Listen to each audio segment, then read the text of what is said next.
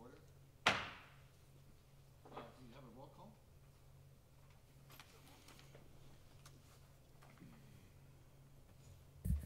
Yes, we do.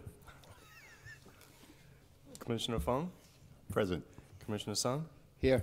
Vice Chair Takahashi, Here. Chairperson Paulson, Here. all present. Okay. That's right. Pledge of Allegiance.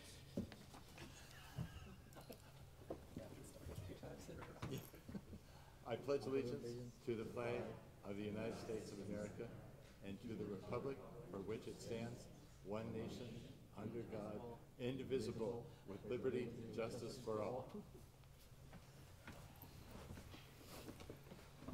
Okay. So now we have approval of the minutes. Hello? This on? This on? There we go. Oh, I've been talking without a microphone. Well, okay, let's go back. No, just kidding. All right. So approval of the minutes from last meeting? Do we have any amendments or suggestions or corrections? No, I move to approve the minutes as written. And I'll second. Okay. Now, we have to vote tonight with a show of hands. So all in favor? Say aye. Okay. Aye. Opposed? Okay, that passes 4-0. Okay. Ceremonial matters and presentations. So the next item on our agenda is ceremonial matters, and we have two outgoing planning commissioners, and we'll also take the opportunity to welcome new planning commissioners as well. From the staff's perspective, we want to take an opportunity to thank our outgoing commissioners, Chairperson Paulson.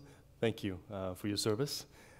Thank you for your leadership, and we've always appreciated your enthusiasm, excitement for the city in terms of development and process. And you have always had some really great ideas, and I really enjoy having you on board and having those discussions. Commissioner Sun, thank you for your service as well. You've been with us for quite a bit, so you're termed out, so congratulations, right? Thank you for your service as well, right? You've always been here for us, and I really appreciate our conversations, and you have a lot of insight in terms of planning with your degree, your background in city planning, so really appreciate that. So thank you very much. And I think with that said, Beth, we have a couple of little things for you guys to remember us by. We get to say stuff too, right? Oh, I'm so sorry. Never mind. Commissioners, if you wish to say some things, here's your opportunity. Should we do them by commissioner or? Yeah. So I had some comments for, I've really appreciated the chance to work with you, Don. Congratulations on 8 years of service on the Planning Commission. You contributed to all the major projects of that time, including the Apple Campus, Main Street, the general plan, the housing element, and there are many, many more projects that are in the pipe today, which you were a part of. Thanks for making those projects great. Just a week ago, you were honored as the Cupertino Chamber of Commerce 2019 Citizen of the Year in recognition of the depth and breadth of your volunteer service to the community. It's an amazing record and something that I know you're going to keep doing. So it's been my honor to work with you, and I look forward to continue to work with you in the future. Thank you. Yes, I'll definitely echo all of those comments about Don. What I really enjoyed working with Don has been his perspective of always looking for a solution when there's conflict and trying to find middle ground. He's been definitely, that's really a strong element of his personality, that he really strives to find a solution. And so I definitely feel that's a very positive element in a planning commission, especially when there's some controversial elements. And so thank you very much for bringing that, Don. Thank you. Don, it has been an honor and a pleasure serving with you these last 4 years. And you always make it a point to listen to all points of view.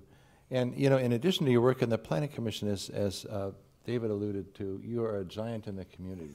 You're everywhere. And it's wonderful and amazing. And I really appreciate not just the service here, but the service that you do in the community. And I hope to see you around. Thank you. Thank you all the Cupertino citizens, the residents here, and also it's my colleague and the city staff. It's my honor to work 8 years, to have completed 2 terms and 2 chairship in the Planning Commission. I do enjoy the working for the citizens and the residents. And although there's, as David said, there's so many projects I have involved, but regardless, we see the city's development from different angles, but we all have coming from the same heart. We all love this city and all try to build a community together. That's always the passion and from deep from my heart. I think there is no political enemy. Everyone is my friend. So it's I hope it's a new incoming planning commissioner. If you are working at the chambers here, always put the entire community together. And also, hopefully you'll enjoy the dinner time before the committee on the stage. It's a chamber there. You always have a chance to make a friend and talk. Even we have a different perspective to the city's development, but we always respect each other and try to build consensus. If couldn't, and we respect a different the perspective. I hope the community can be better and better. Thank you. Well, I would just like to say, oh, go ahead. We're going to talk Oh, about you now. okay. You're not getting out I was that going to easy, talk Jeff. about me first, but that's okay. I'll let you talk about me. There's a method to the madness. Yeah. Do you want to go first or you want me to? All right, Jeff, so we go back a ways to the Bike Ped Commission back in '06, somewhere in there. That's where I first met you. It was a pleasure discussing bicycle and pedestrian elements and working towards getting Cupertino as recognized as a bike-friendly city. And then now on the Planning Commission, I really enjoy and appreciate your enthusiasm. You bring a level of enthusiasm that is unmatched, I think, just in terms of your spirit. And obviously your love for trees can never be counted out. I think any project that ever had any tree, which is every single project, you were definitely very inquisitive about the plight of the trees. And so that's appreciated as well. So thank you, Jeff. Yeah, so from my side, you know, I've had the opportunity now to work with you here on the Planning Commission and on the Parks and Recs Commission as well. One of the things I would certainly echo Alan's words here.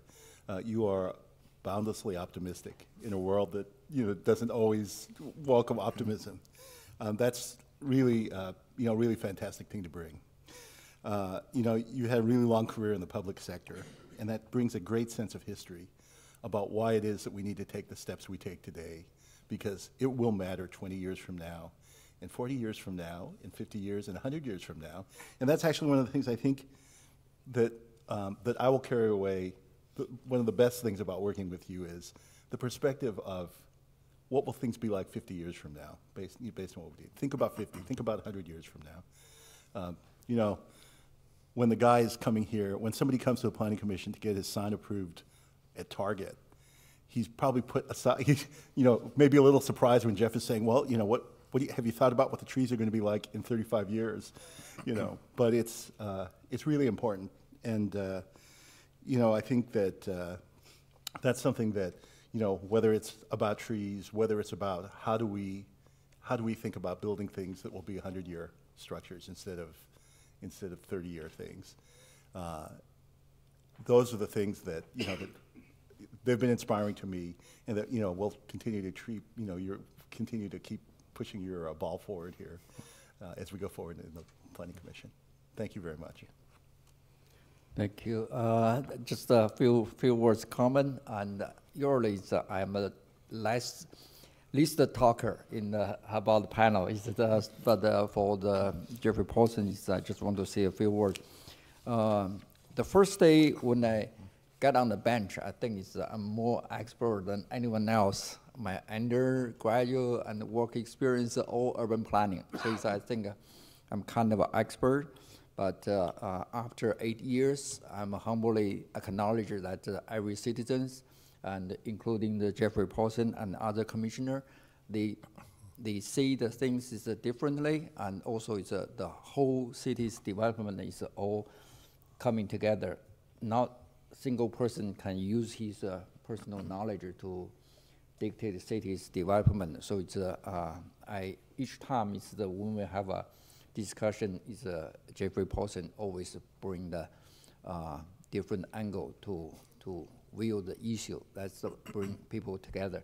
Thank you very much. I enjoy your personality very much. That's the treasure for the committee. Thank you. Well, I want to commend the staff and my fellow commissioners for putting up with my corny jokes all these years. You know, I told my kids, you can only make fun of space aliens, animals, and yourself. So I try to do self-deprecating humor when appropriate. And I was talking to David Stillman with the city the other day, and I said, David, now that I'm not on the commission anymore, I can say what I want. And he said, well, I thought you've been doing that anyway. So anyway, you know, this has been the best commission I have ever worked with. You folks have been thoughtful, respectful, courteous, and very, very smart, smarter than me. And that's saying something. No, just kidding. But really, you've just done a great job of taking an issue and looking at it from all angles. We haven't all agreed, but we've certainly talked things out in a civil and respectful manner. So being the eternal optimist, I really look forward to the new commissioners coming on board. I've had a chance to talk with some of them, and I think you'll grow into the position. You bring various backgrounds and wisdom and perspectives, and that's what it's all about, is bringing your different backgrounds and wisdom to pool your collective thoughts on this commission. It's a very important commission. And I just want to extend an invitation. If any of you want to have coffee or something like that, I have been in government for 43 years and would be glad to share some insights on how the city and the county and all these different agencies and whatnot work together. So it's been a real honor and a pleasure. Staff, you've done a great job. You really have. Fantastic job. It hasn't been easy, especially the last few years, but you've hung in there, and you've really provided clear reports and shepherded a planning process that has been interesting, to say the least. And I really, you know, what David said, I really do look forward to things. I planted a couple of acorns in my front yard that I expect will be around in 300 years. And when you think about a city's going to be around a long time. We don't always think about that, but I have a little Indian grinding stone that I found in Cupertino, and you know, that's the representative of how long people have been here. And so the things that we decide on this dais and the things that we shepherd through the process will be things that last a long, long time and will influence generations. And so it's very important work we do. And so I commend you and look forward to great things. Thanks. Okay, with that, on behalf of staff and City of Cupertino, we just have a couple of things for you guys. We have purchased a blanket from the Historic Society that has all kinds of Cupertino icons on it. So take a little bit of our memory with you. So. Wow, cool. You know, the older I get, the more interested I become in history.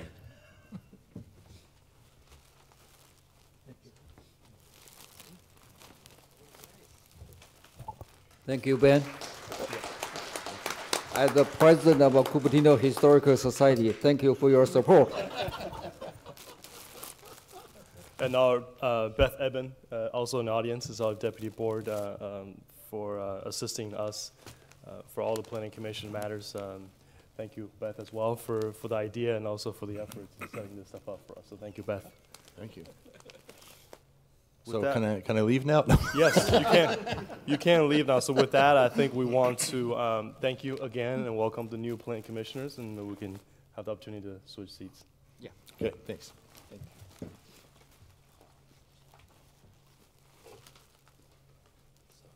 you have to move. Because the vote, they moved the voting. Okay.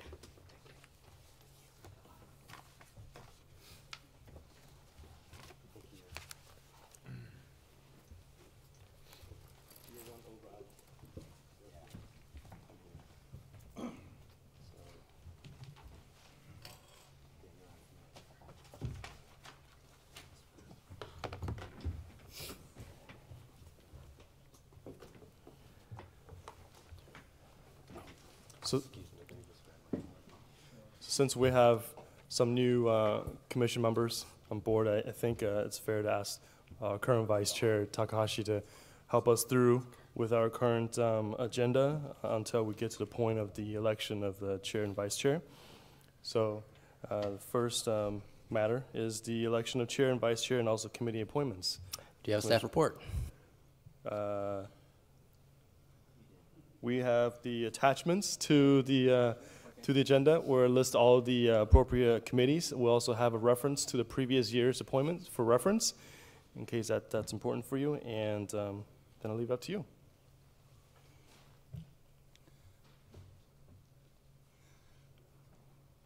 Well, if it's appropriate, at this time, I'd like to nominate Commissioner Takahashi as chair.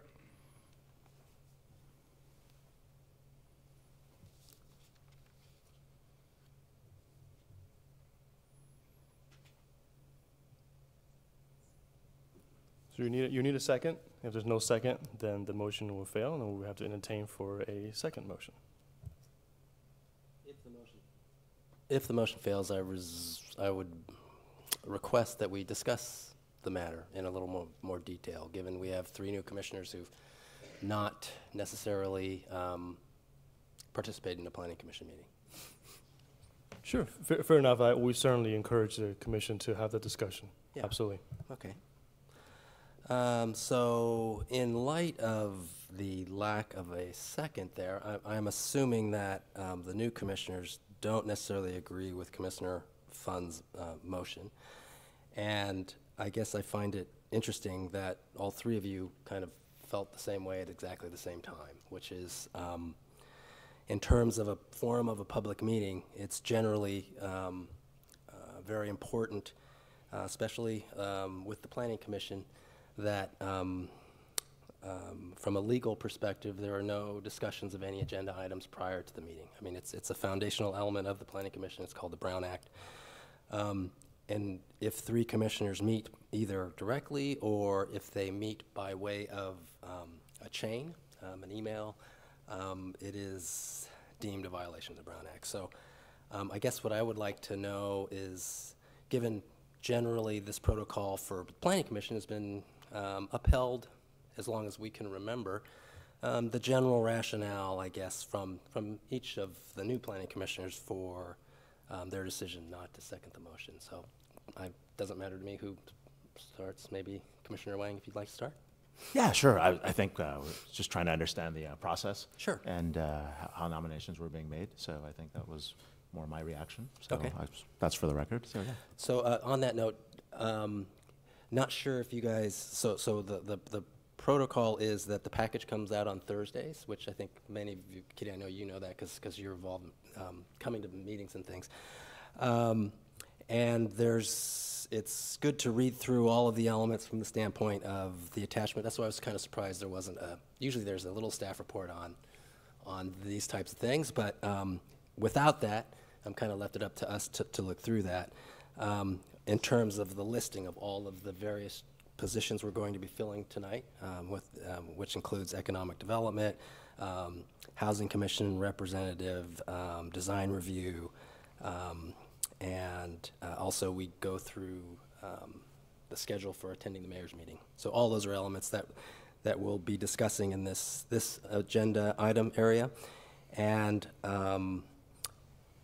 so given that, I'm hopeful that you guys all kind of read that. So I guess. Commissioner Takahashi, I apologize. We actually do have a staff report. It's very, very brief. It basically just kind of outlined what I had discussed, right? The committee elections and also chair and vice chair. So thank you. Okay. Yeah, I would say like the staff did prepare everything and Okay. they had a chance to do things. And All right. I know I've done some site visits. I don't know if anyone else has. Yeah, sure. Okay.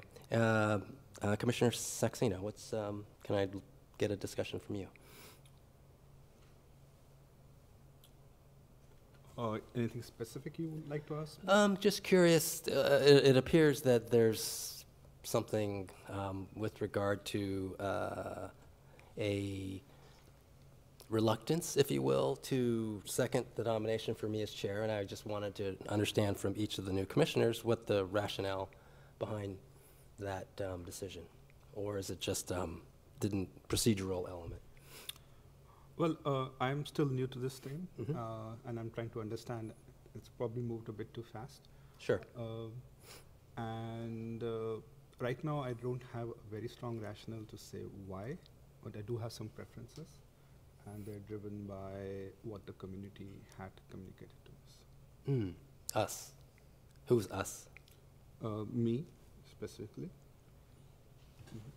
Us generally implies more than one person, but we'll move on. So, and then Commissioner Moore, I guess I want to get your perspective as well. The green button right there? Yeah. Okay. Well, I think there is some question based on the outcome of the election for what we need to be thinking about in terms of the future.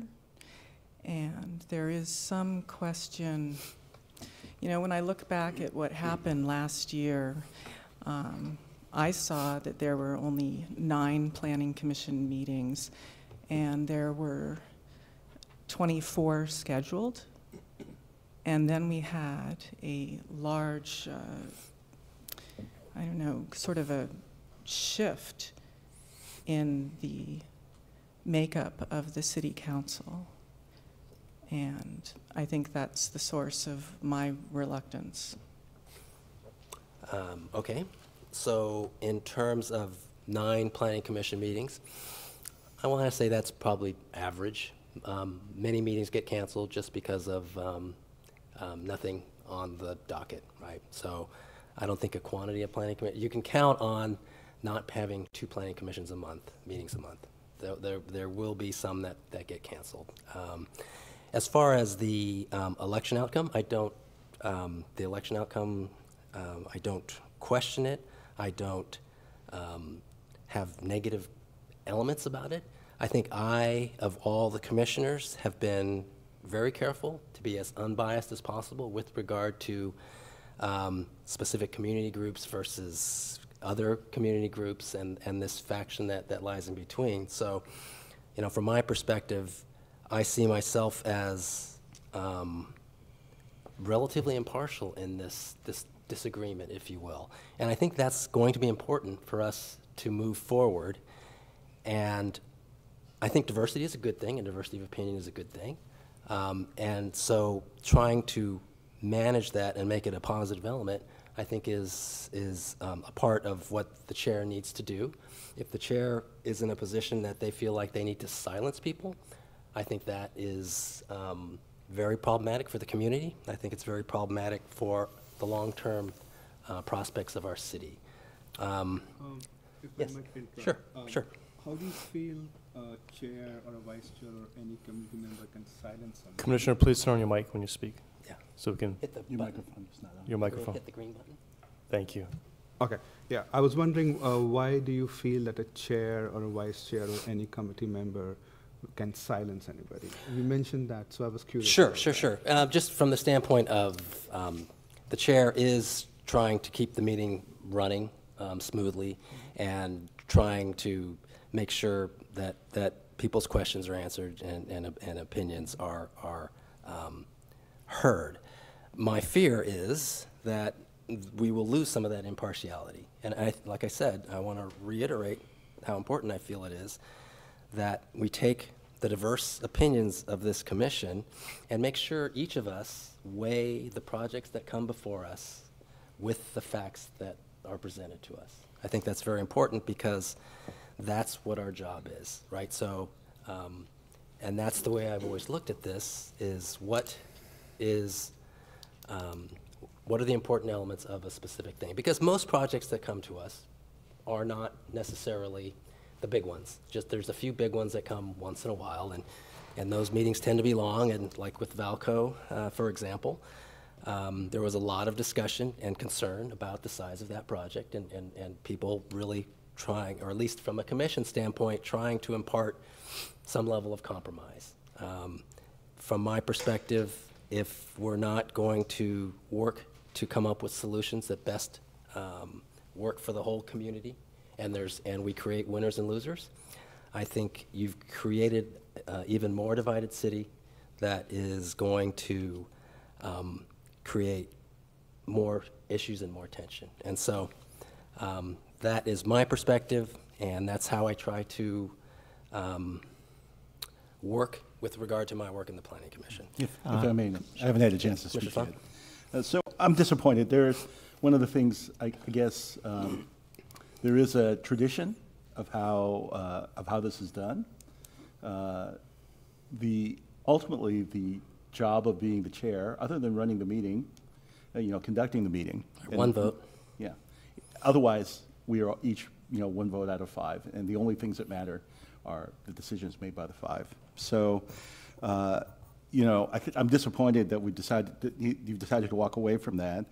I think that there is a matter of, Alan touched on this. Most of there are different kinds of functions that a governing body can perform. There is one function, which is legislative, creation of policy.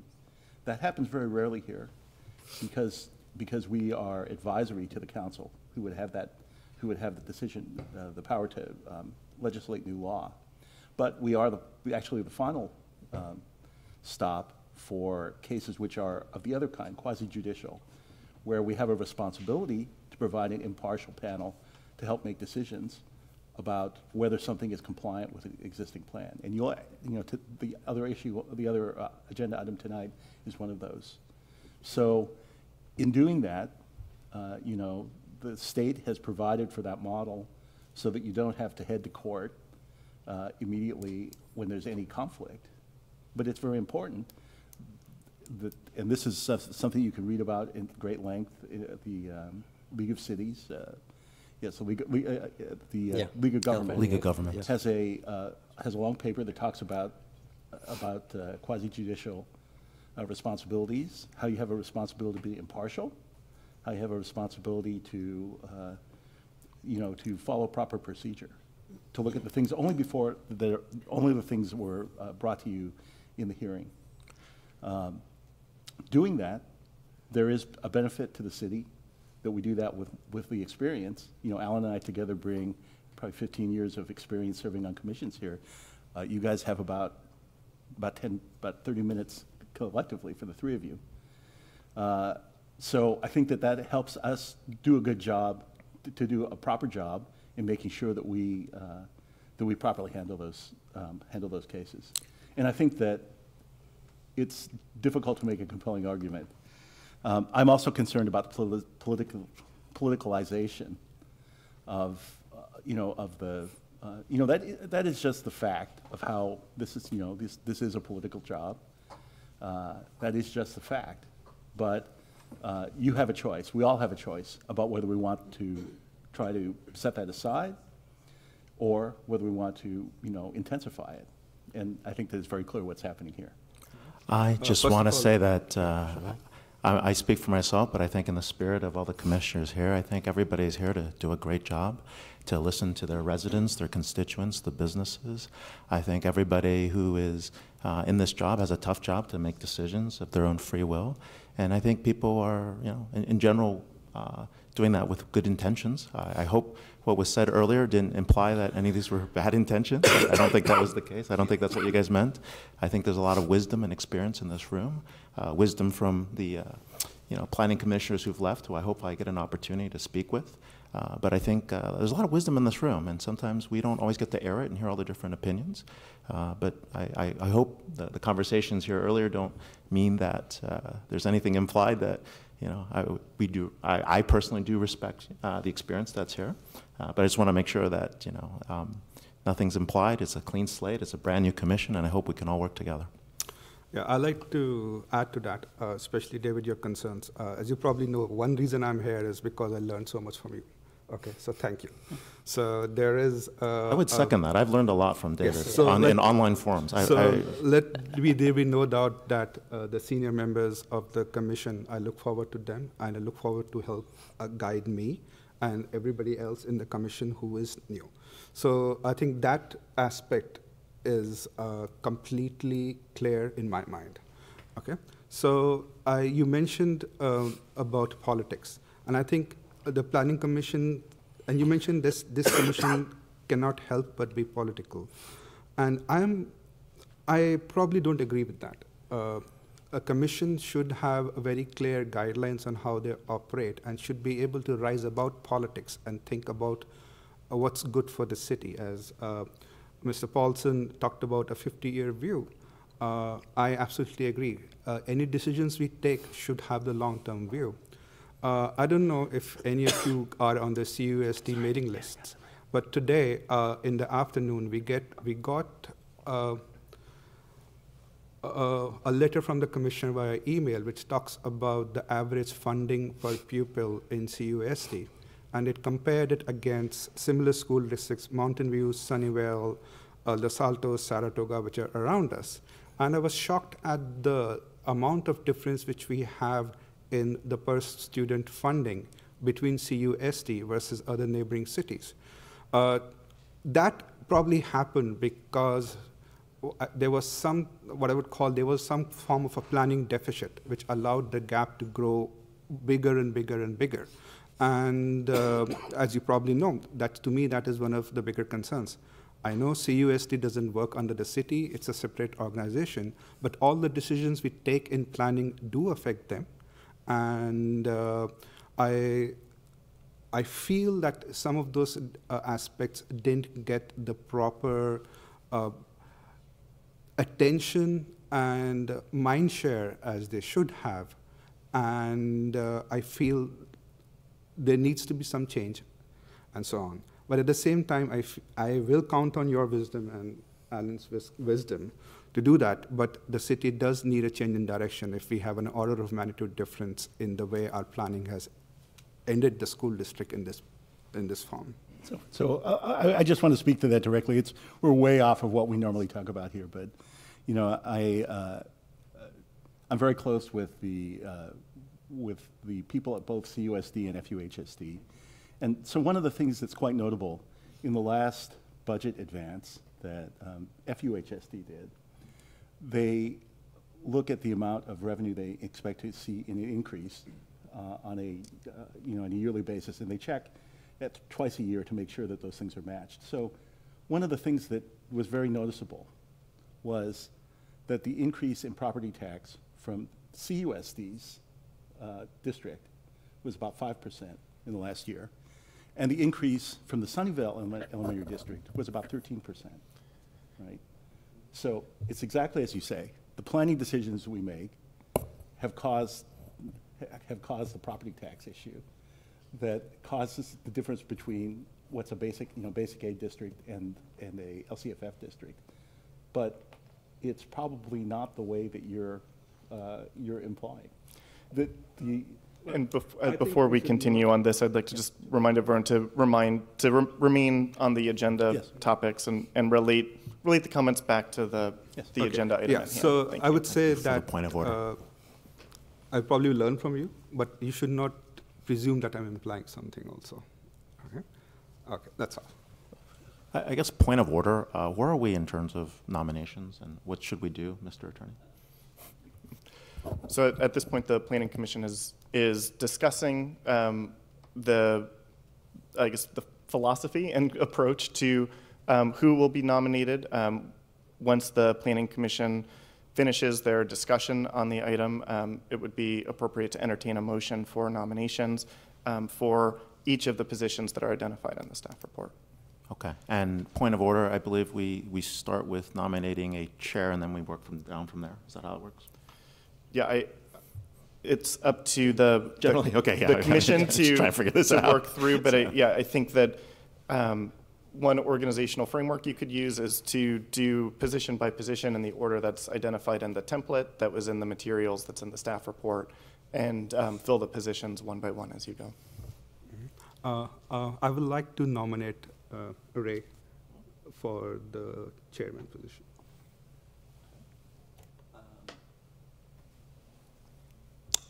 I don't think we're through discussing yet, so just I wanted to make a few more comments, that's all, before you make your nomination for Ray.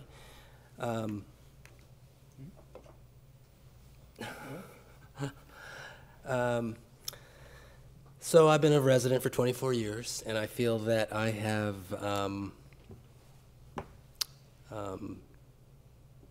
serviced the community well from the standpoint of the Planning Commission. I think the effort to deviate from protocol is very political, and I think it's going to just keep sending these messages of conflict and erode trust in our city. And I know that you new commissioners feel there's a mandate to not follow protocol, as happened in the city council. And given the apparent, I'll say, alignment, there's not, from a vote perspective, you have that prerogative. I guess I was just hopeful that that wasn't going to be the case, and that we weren't going to take this commission and really turn it into us versus them, which I don't think is, to your previous point, definitely not my intent to have a commission that's divided along those lines. And that's why I felt that with regard to a functioning commission, that I was, not just from a protocol perspective, but given the senior commissioner, probably the best choice just from the standpoint of running the meeting. So I guess that is my perspective. You've heard it, and I'm not expecting to influence your decisions, but I guess my hopes were a little higher. Thank you. So just to close off the discussion, I did want to touch on, on the comment that the commission is political. I don't think that we came here, certainly in the last planning commission, in the last 2 years I've been here, we did not come here with a political end. However, appointments by their nature are political. If you believe that these appointments were made by merit, great. I believe that that there may be different opinions on that. I'm only going to make a point to say I think there's different levels of qualifications and experience, and I hope the diversity of the team here, we take advantage of everybody's diversity. That's all. Any other comments? Okay. You can make your motion now.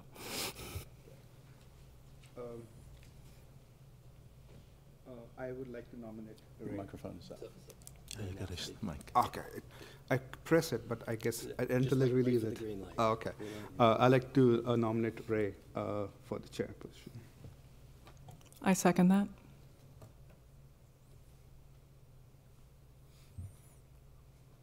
So now you vote? Oh, okay. I don't know if there's discussion or if there's anything. Okay. Yeah. Okay. Just following standard Robert's rules. So, can you vote when you hit the button once? Do you vote once? If you hit it twice, that doesn't vote twice, does it?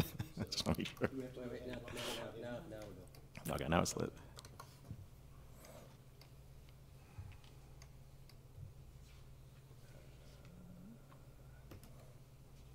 Motion passes. Oops, sorry.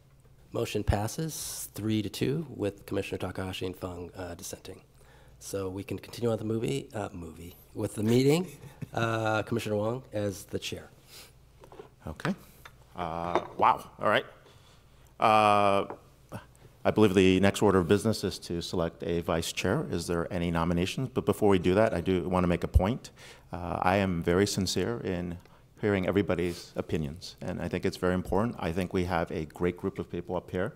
I think a lot of us may not necessarily agree, but I think that's what makes it powerful. I think we have an opportunity to take that energy and actually use that to actually make a better city, do it in a way that has input from everybody, and I hope the diversity of views in this room and out there in the city, as well as on this dais, that we have the ability to actually sit down and chat and have conversations under the constraints of the Brown Act. So to the extent that we can do that, I hope to meet everyone individually and talk about something that doesn't get chained.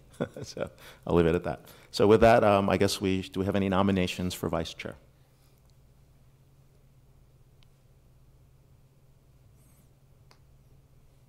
If not, I'll make a nomination for vice chair for Commissioner Saxena. So is there a second?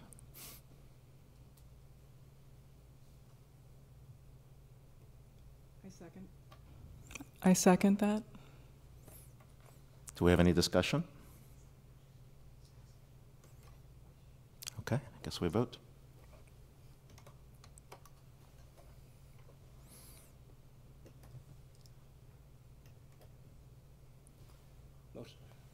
Motion passes 3-2. I'm sorry.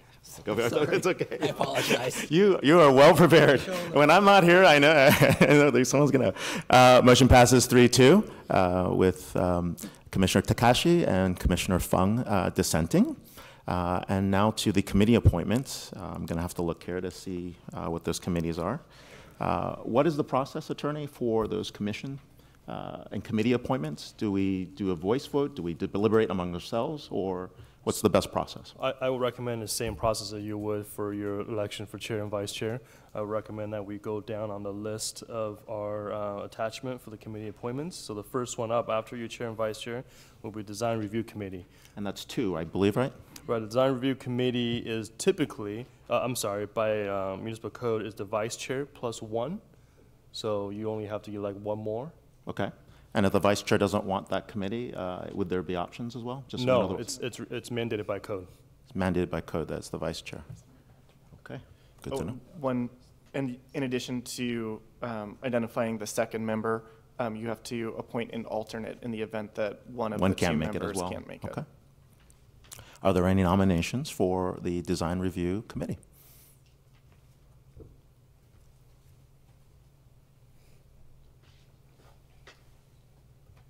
Often, at least historically, we've had just general discussions about people's individual desires with I think that would be regard better. to which committees they might have an interest from the standpoint of for one or another.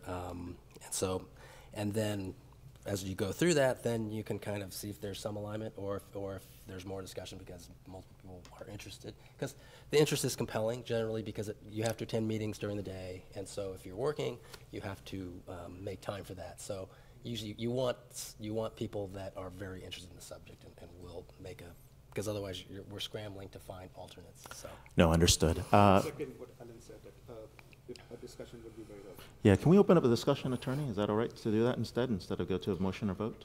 Well, we'll go to a motion or vote After the Yeah, discussion. so you can Right. you can continue with the discussion, and then at that time, the chair can entertain motions. Okay, sounds good. I don't know, anybody in for the design review? Well, I was going to express my interest for the Economic Development Committee. That's one I have not attended before, but I've always felt an interest in understanding what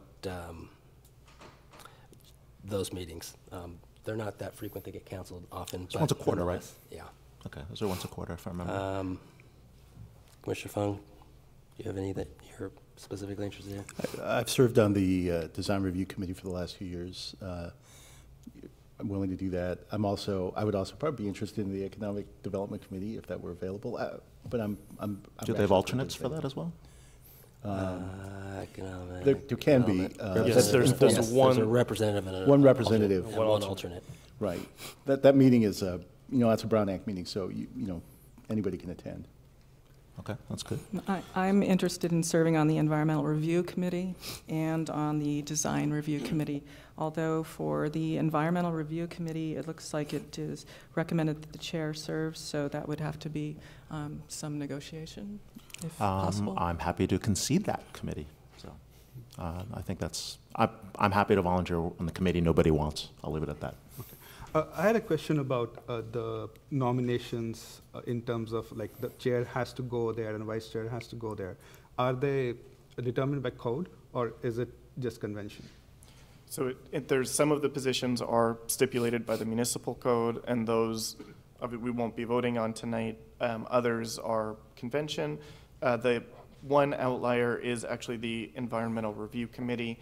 The Planning Commission's decision tonight will be a recommendation to council, and council will decide whether or not to follow that recommendation.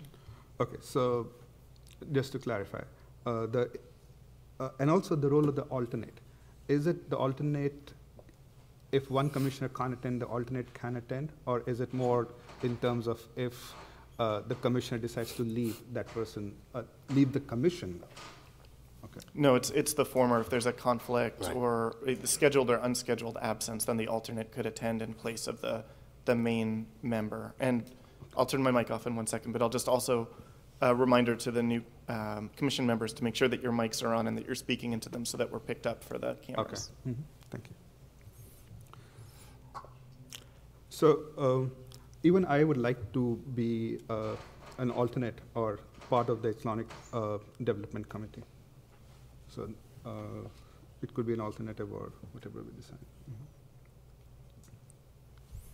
Any other interests? Anybody interested in housing commission? Typically, Typically the chair. not necessarily. All right, good. That's just, Making sure. It's stipulated somewhere. So. Okay. All right. So I think we kind of have our preferences in place. Sounds like there's a discussion around the economic committee between two of you. Understanding that there's probably 4 years left in each of your terms, there's an opportunity to jump in. So I guess, I mean, if someone wants to be an alternate or someone wants to do something, there's something that you guys want to do. You guys known each other for some time. I don't know what would work with you guys. So you both have a preference or not a preference? I think I was the only one who had Never a did preference it. for design review, so I'll do that. And Alan, you take the. all right, okay. And then you want to be the alternate, because I work full-time then. Yes. So for design review, it says chair, commissioner, and alternate. So we want to have 3 people from. So for the design review, the Cupertino Municipal Code requires the vice chair be the chair of that committee, Right, so you're the chair. plus 1 additional commissioner, And an and you may elect the alternate as your 3rd member. Okay, Fine. just to reiterate, I've put my name in for the Environmental Review Committee and the Design Review Committee, and I don't believe that you vote at the Economic Development Committee, so you may possibly be able to send more than 1 person. And I didn't, because it's an ad hoc committee, I didn't see anything in the Cupertino Municipal Code specifying how many, planning commissioners would be there, and I also didn't see anything concrete in the, on the website. So I think you might be able to have more than 1, I'm not sure. Both of you could actually go. I think that the way that it's been set up was that the assignment is made so that there's somebody who has a responsibility to show up, even if they, if you can't make it, that's all right. Beth will often send out an email in case somebody can't attend. Okay. Right. So, And we don't vote in that committee anyways, right? So it's just more for input and, okay, that's good to know. All right. Any other comments? Any other preferences from the team? Okay. So sounds like we have a nomination for the Economic Development Committee. I move to nominate, which one? Alan. Commissioner Takahashi. So to that, is there a second? I'll second. Okay. Is there a vote for that? Yeah, All it's right. coming.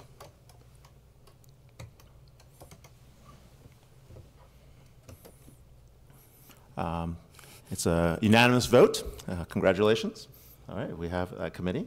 Commissioners, may I add, I've just been informed by video that although it appears that it's working system-wide, we ask that you also voice. All right, let's do a voice vote again. So I'll do a roll call vote. Commissioner Fung, Yes. Commissioner Saxena, Yes. Commissioner Takahashi, Yes, Commissioner Wong, yes. Commissioner Moore. Yes. All right, we have a voice vote, unanimous consent.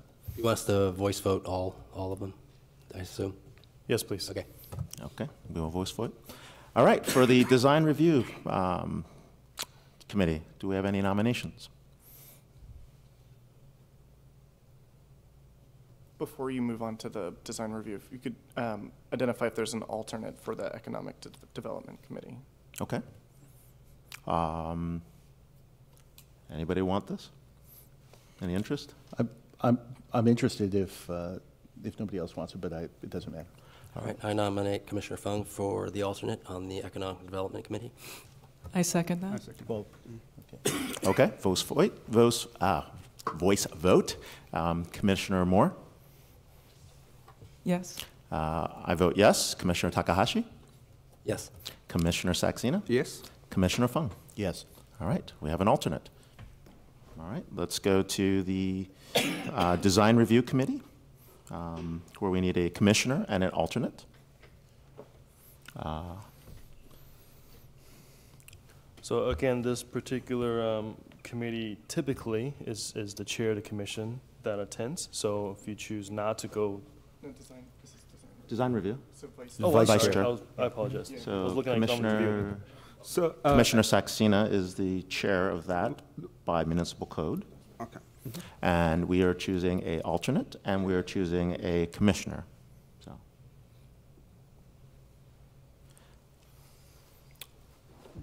David, Alan. Right, I think it was David Kitty, right? Yep. So I nominate Commissioner Fung as the commissioner and Commissioner Moore as the alternate. I second. all right, Commissioner, we're doing a vote. Commissioner Fung, Yes. Commissioner Saxena, Yes. Commissioner Takahashi? Yes. Yes, Commissioner Moore? Yes. All right, moving along. Commissioner Wong, when you say yes, you be kind and just identify yourself. Thank you. I have to get, what, do you say yourself, or do you say something else? I prefer is a Commissioner Wong. Commissioner Wong, yes. There we go. For the voice vote and for the video out there. Okay. Environmental Review Committee. I make a nomination for Commissioner Moore. Is there a second? We should probably pick up the alternate, so we only have to do it once. Oh, yeah. Who wants to be alternate? Is there anybody else want to be alternate? I will. No, I can't nominate myself, so I will let you do the nomination. How's that, Mr. Commissioner Takahashi? I nominate Commissioner Moore as the representative and Commissioner Wong as the alternate. Is there a second? I second. Okay. Voice vote. Commissioner Fung, Yes. Commissioner Saxena, Yes. Commissioner Takahashi. Yes. I'm Commissioner Wong, yes. Commissioner Moore? Yes. Gotta find a better way to do that. May I clarify something on the Design Review Committee? We have Vice Chair Vikram Saxena is chair. Okay. And then David and I'm alternate, right? Okay, good. Thank you. And if the chair or the elected representative, just for just point of inquiry, if the chair of the committee and the commissioner can't make it, then the alternate can play that role. Who plays chair? Just so it's a point of inquiry. Anyone know? You're talking on the committee will design- have The a elected vice chair. Yeah. that will fill the role of the chair in the event that the chair can't make it. Wonderful. Okay. Any nominations for the housing committee? I nominate Alan Takahashi. I'll second that. Do you accept? Do you want it now? Okay, you have to accept too. I forgot we need to accept too when we do these. All right. Okay, so let's do a voice vote. Commissioner Moore? Yes. Commissioner Wong, yes. Commissioner Takahashi? Yes. Commissioner Saxena? Yes. Commissioner Fung? Yes. Okay, voice vote carries. And then we've got to figure out this mayor's monthly meeting point. Can we do that at a separate point and not in a public forum like this? Sorry, also, if you want to identify a Alternate. housing, alternate for the housing commission, not a housing committee, this would be the time to do that as well. Oh, and thank you. That's a good correction. All right. Is there a nomination for the alternate? Just as a discussion, but I'm happy to do it if nobody else wants it. Then I nominate Commissioner Fung as the alternate. But if somebody does want it, please. I second. Okay. All right, we have a second. Voice vote. Commissioner Moore? Yes. Commissioner Wong, yes. Commissioner Takahashi? Yes. Commissioner Saxena? Yes. And Commissioner Fung? Yes. Okay. I believe we have our committee and commission assignments. in place, recorded. And then we have the mayor's monthly meetings. Is that something that's done here in public, or is that something we do at another point in time? Mr. Fu.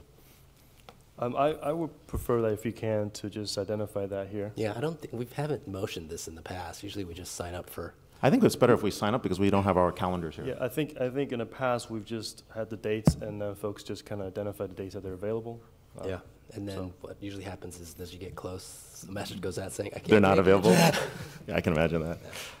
Would you prefer us just to choose something at this moment and then change it later? Or would you prefer that we, I would prefer that you make the selection in a public setting, and then if you need to switch when the time comes close to that date, that we can make that switch. all right, break out your calendars. I think it would, if people know the dates they can make it, let's just go down the line.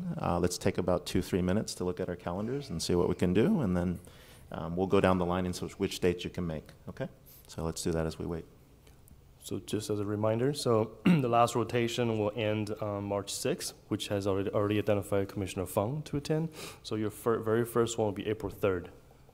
April 3rd, May 1st, June 5th, July 3rd, August 7th, September 4th, October 2nd, November 6th, and December 4th. Point of inquiry, can you attend more than one? Are Yeah. you limited by numbers? Yes, you're Are there not- limited you're not limited by numbers. consecutive numbers? Nope. Okay. You can go to all of them if you want. Yep. Attend all 4 and win a prize. Okay, good to know. Okay, so the designee is just the designee, but everybody else can attend if they want to. Yeah. Let me do yeah. it this way. This might be easier. We can On, just- on the date of April 3rd, is there anybody that can make it and that would like to make it? And we'll set it up that way. I can make April 3rd. All right. Anyone else want April 3rd? Okay. Alan Takahashi is on April 3rd. Does that require a vote, or are we just, okay, good. May 1st, everyone let's look at our calendar on May 1st. I can take May 1st. Okay, Commissioner Moore has requested May 1st. Let's all look at June 5th. I'll take June 5th. Okay, Commissioner Saxena has volunteered for June 5th. July 3rd, right before 4th of July. Point of inquiry, is the city closed on the 3rd or the 4th, or is it one of these weird dates where we have a wonderful holiday? City is closed on July 4th. Okay, city is open July 3rd. I will volunteer July 3rd and regret it for my wife and family as well. All right, August 7th. What do we have here? Anyone take that date? I haven't taken one yet. I think I'm good then. Okay, August 7th. Commissioner Fung has requested August 7th. Let's do that. And now we're looking at September 9th. September 4th. 4th. Oh, sorry, September 4th. And another sign, I need glasses. September 4th. Anyone want September 4th? Labor Day is September 2nd, just for perspective. I'll take it if nobody wants it, but, I'll take it okay. if you want. Okay, Commissioner Moore has requested September 4th. October 2nd. I can take October 2nd. Okay, October 2nd, Commissioner Saxena. Probably should take one soon. Let's take a look here. November 6th, that I cannot do. I can do that one. All right, Commissioner Takahashi on November 6th. And December 4th, I will take that. Do we have a distribution to make sure, like, if anybody wanted more or less, that we were okay? I pretty think good it's actually distribution. pretty even. All right, congratulations. You've done a good job. Okay. So we are done with this order of business in terms of selection of committees and commissions. We move to the next agenda item, which is? Do we go to oral communications or? If you could just announce the postponement first. Postponements. We have a postponement in item number 4, municipal council amendments to the CMC to clarify city standards for parkland dedication and fees, chapter 1308 of parkland dedication fee, and chapter 1405 of park maintenance fee, and chapter 18.24, dedication and reservation, and the size of the ADU units. These have been postponed to the 26th meeting. All right. Thank you. Well, I guess we move to oral communications. Do we have any oral communications?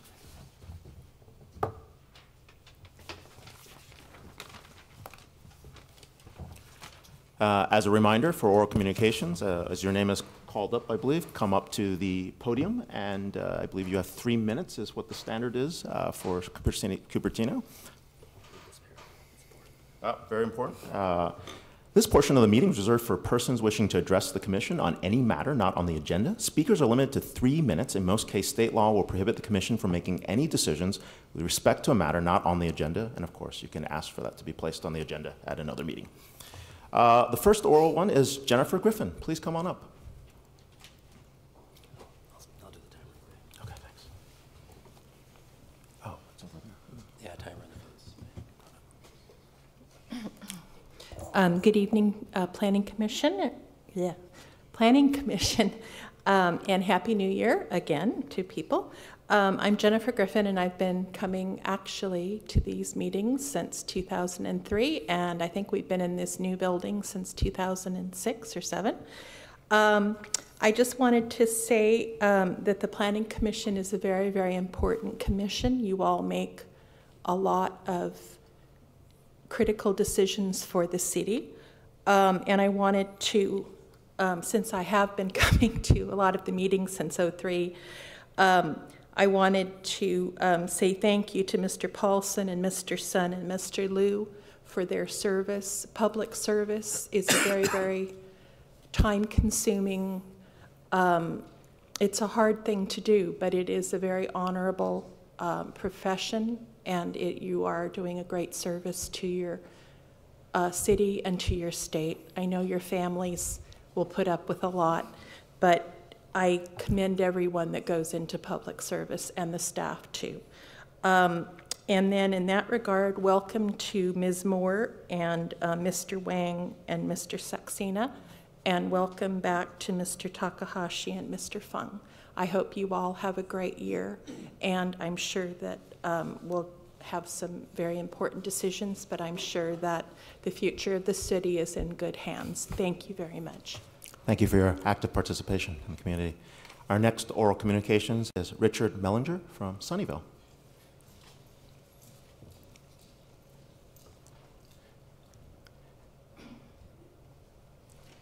And I believe you're representing yourself today? Yes, sir. Not the commissions in Sunnyvale. No commissions in Sunnyvale. Okay, Thank you. good.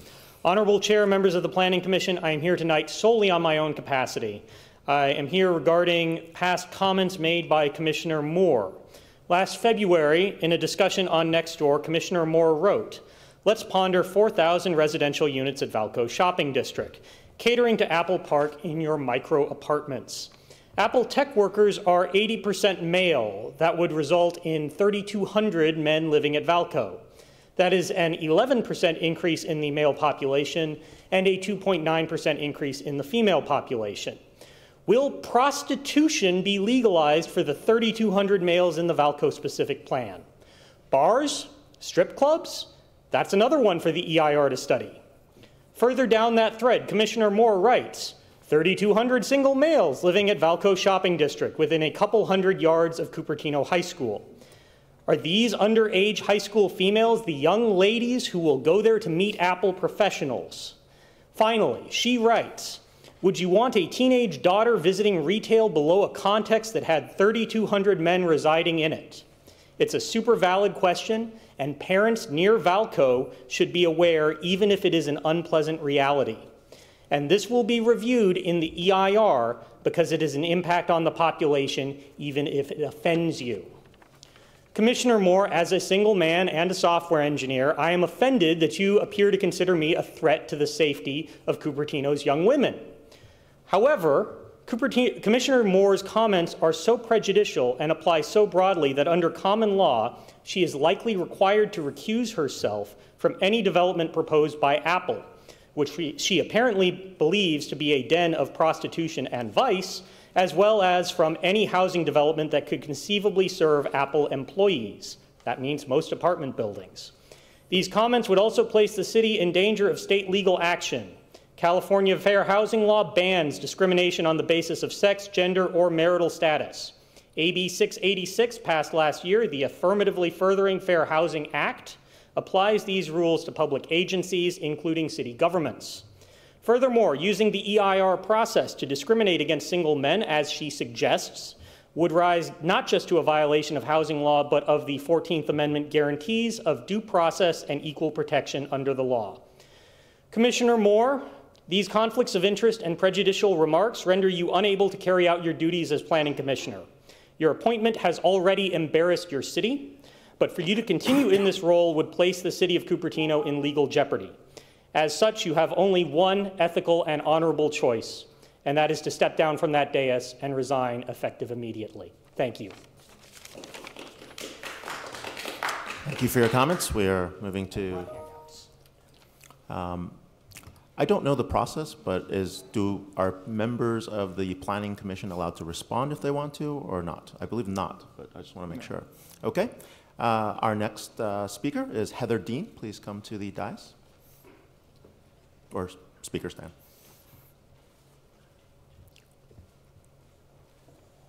Hello, I am a 40-plus year resident of Cupertino. Commissioner Wang, Cupertino has always been, in all of my years living here, a wonderful place. So I don't think there's too much more room to make it better, except now we're much more crowded and we should allow for more housing to go in, and affordable housing, preferably. I'm really upset by the fact, and I heard an interesting comment on the way over here talking about the Academy Awards and it being a double tier. And I'm beginning to think that our little community and our city has become a double tier. And that is, there's people for one thing and there's people against. And it's not a community in my eye when it's that way.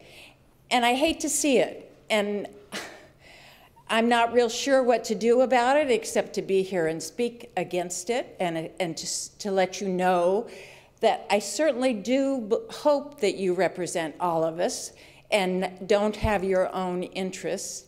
And perhaps we can make Cupertino better. I don't think so, but maybe we can. So I would hope that you all will swallow your beliefs that and open your eyes to all of us and let all of us enjoy this wonderful city. Thank you. Thank you for your comments. Our next speaker is, I believe, is that Marliane Chauvelin?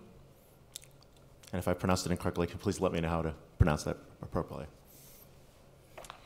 It's Marie Ann. Oh, Marie Ann, sorry. Yes. Okay, nice to meet you. Thank you. Members of the city staff, commissioners, you are all stewards of our city.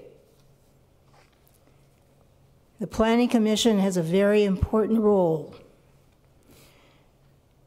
It makes decisions that impact all the people in Cupertino. I want to voice my concern about perceived or actual conflicts of interest on the commission that are exposing the city to risks of lawsuits and financial liabilities. And I hope you all consider that in your decision-making. Thank you. Thank you very much. Thank you for being here. Our next speaker is Lisa Warren.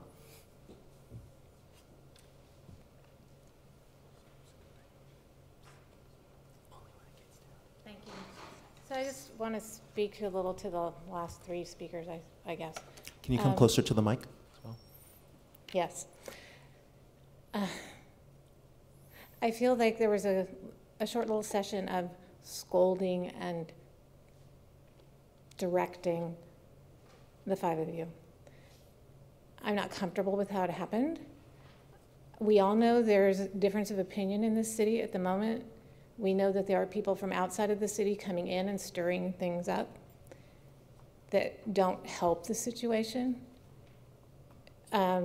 We know that there's multiple things being said on, at least for the past 3 years, on Nextdoor that are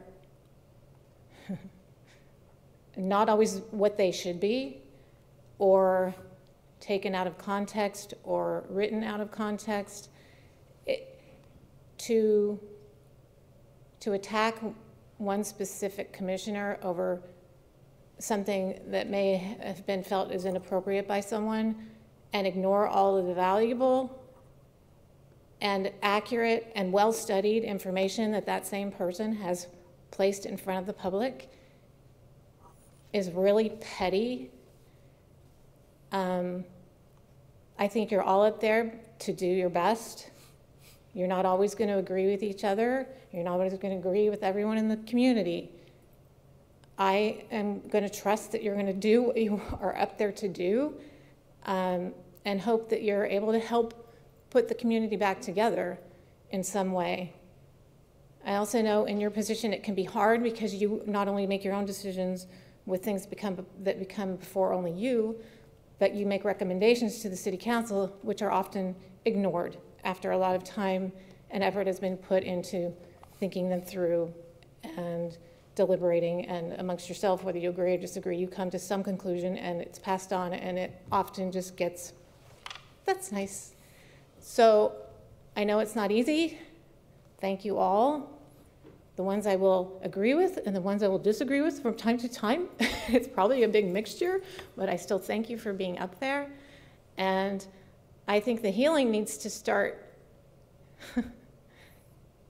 in the more general community, not hold the 5 of you responsible.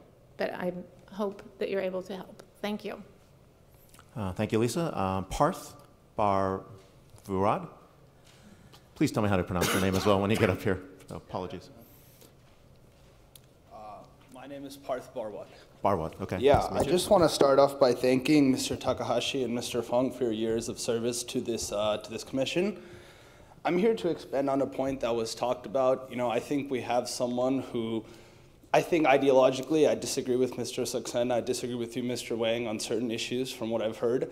But you guys are not as vile individuals who have casted shadow on 3,800 people, 4,000 people who might be residents of this community, considering them to be violent people, considering them to be preying on our daughters. That's not the kind of person that I want representing me. I think that's characteristics of a low, shallow-minded, someone who doesn't have the perspective to think and understand that people, just because they're low income, living in affordable, doesn't mean that they're violent people, doesn't mean that they're criminals. So I would ask the commission to really make sure that these sort of comments are not taken out of context, that these sort of comments are not allowed within our commission, and that we don't make sure that that kind of ideology is spreading. Because, you know, today we're talking about Apple employees. Today we could, tomorrow we could be talking about Facebook employees who don't live in Palo Alto, Mr. Saxena. I'm sure you wouldn't want someone to cast doubt on your shadow as a person. So we shouldn't cast doubt on other people's, as well, character. So I ask this commission to make sure that they keep Commissioner Moore within line and expect her to adhere to a certain level of respect that this commission has shown for a long time, and that she hasn't shown across multiple spectrums over the last couple of years. Thank you. Thank you for your time. Mark Molyneux. And let me know if I pronounced that properly as well. That was pretty much on point. Yeah. All right. It's handwriting plus everything, so. Sure. Hi there. I'm Mark Molyneux. I live pretty close up in Sunnyvale, just a little north of here. Just a few comments I want to make kind of just about what planning is. Planning is a state power which is delegated down to the cities of California with the trust or with responsibility that cities will be a good citizen. It is supposed to be that cities will actually not, through their planning, hurt neighboring cities. That's what planning, at least in concept, should be. And it's worth looking at what modern planners really believe is a sophisticated, understanding what planning is. Alain Berthaud is one of the more notable planners, and he writes that the most important thing a city should do is to accommodate growth, and when transportation speed is needed, cities should plan to increase throughput. That is the primary job of cities. What's notable here is, in neither of these cases, is the idea that new residents are a disamenity. In fact, it's a key part of what a modern civilization is, that we welcome new residents. And when growth happens, we accommodate that, and we don't actually plan to create exclusive places that keep people out.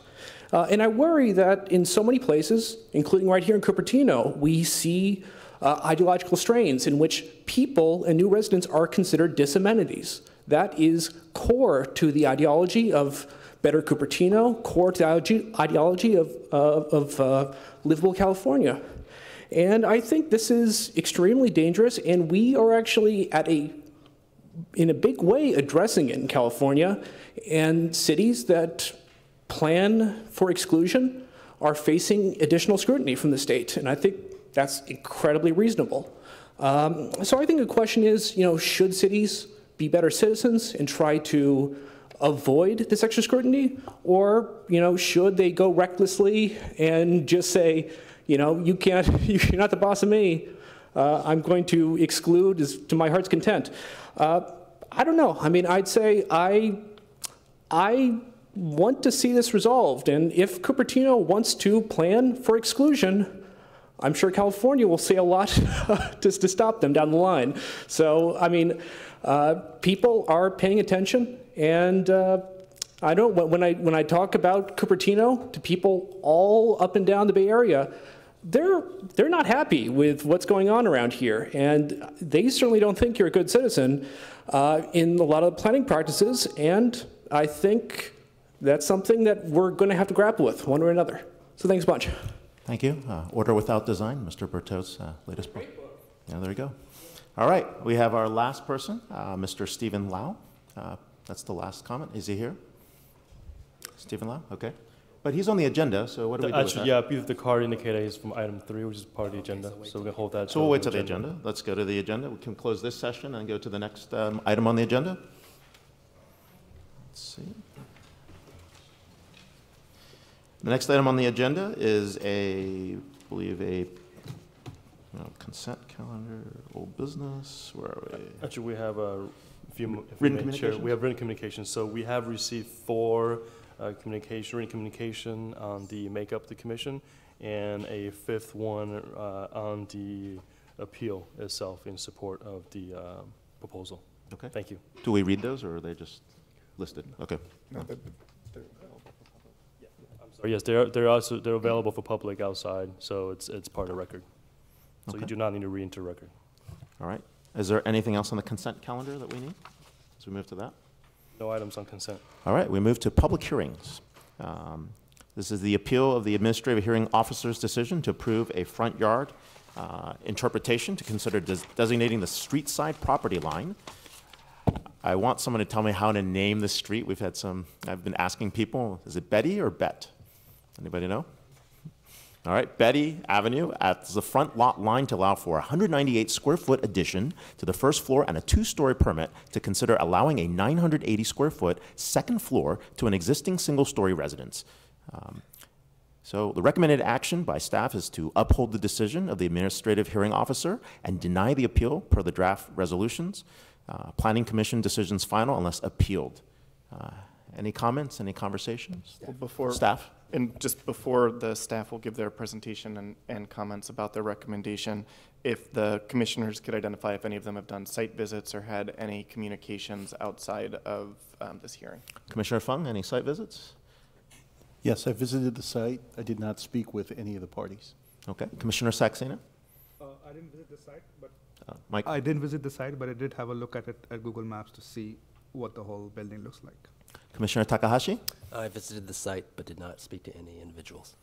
I visited the site, did not speak to any individuals, had questions for staff, looked at Google Maps, Google Earth, tried to figure out what was going on, and had some good advice from staff, so thank you. Commissioner Moore? I performed a site visit. I had communications with staff about this. I inquired about the PG&E easement and went through all of the plans and also looked at Google Earth and Street View to get a handle on the project. Okay, I believe we have staff presentations. Good evening, Chair. Wayne, congratulations to the 3 new planning commissioners, and welcome back, Commissioner Takahashi and Commissioner Fung. It's been a pleasure to work with both of you guys, and I look forward to working with the 3 new commissioners in the years to come. Welcome, and good evening to the Cupertino public. My name is John Martin. I'm an associate planner within the Community Development Department. and as a project planner for this proposal, I'm here to present the staff's recommendation to the Planning Commission. So again, this is appeal of the applications of interpretation 2801 and two-story permit 2018-20 for a two-story home, a second-story addition at 10550 Bett Avenue. So the project request, as was read by the chair, is the front yard interpretation to designate Bett Avenue as the front lot line and with Glenview as the side lot line. Okay, so here's a satellite view of the properties in question. As you can see, right here is Bett Avenue, and then crossing right here is Glenview Avenue, excuse me. The parcel highlighted in red, or outlined in red rather, is that of the applicant and where the proposed project is going to be, and the parcel outlined in yellow is the appellant's parcel, which is adjacent to the south. So a little bit of background as to why this applicant has requesting an interpretation. The Cupertino Municipal Code defines for a corner lot the longer side to be the side yard lot line, while the shorter side is to be the front lot line.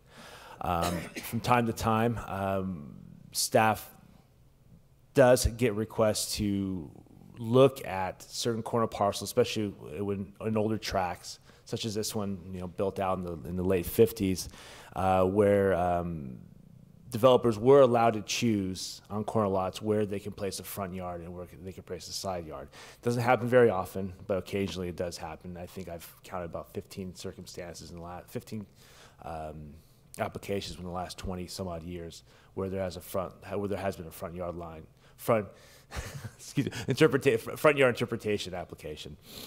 And so we look at a number of things. One is that there is a pattern of corner lot residences in the original tract that function as front yards along the longer lot line, such as in this case.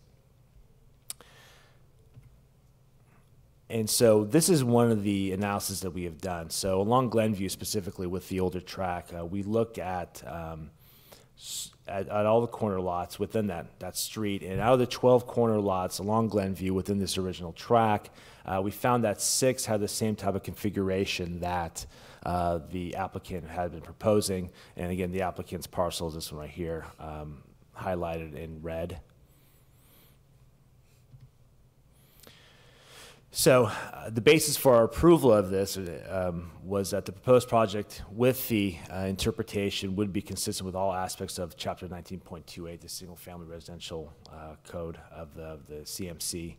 The interpretation will reinforce the existing corner lot pattern and building relationship with the street and the neighboring parcels. And most importantly, at least for staff's point of view, it eliminates what we consider right now a legal non-conforming structure, and allows the resident to update his home without the limitations of having a non-conforming home, and it allows him greater flexibility and the same types of freedoms as some of his neighbors who live and reside in a conforming structure. So on August 9th at the administrative hearing, presided over by interim director Benjamin Fu. It was approved on August 9th, 2018. And on August 23rd, 2018, the neighbor, Lisa Herberg, filed an appeal to this application.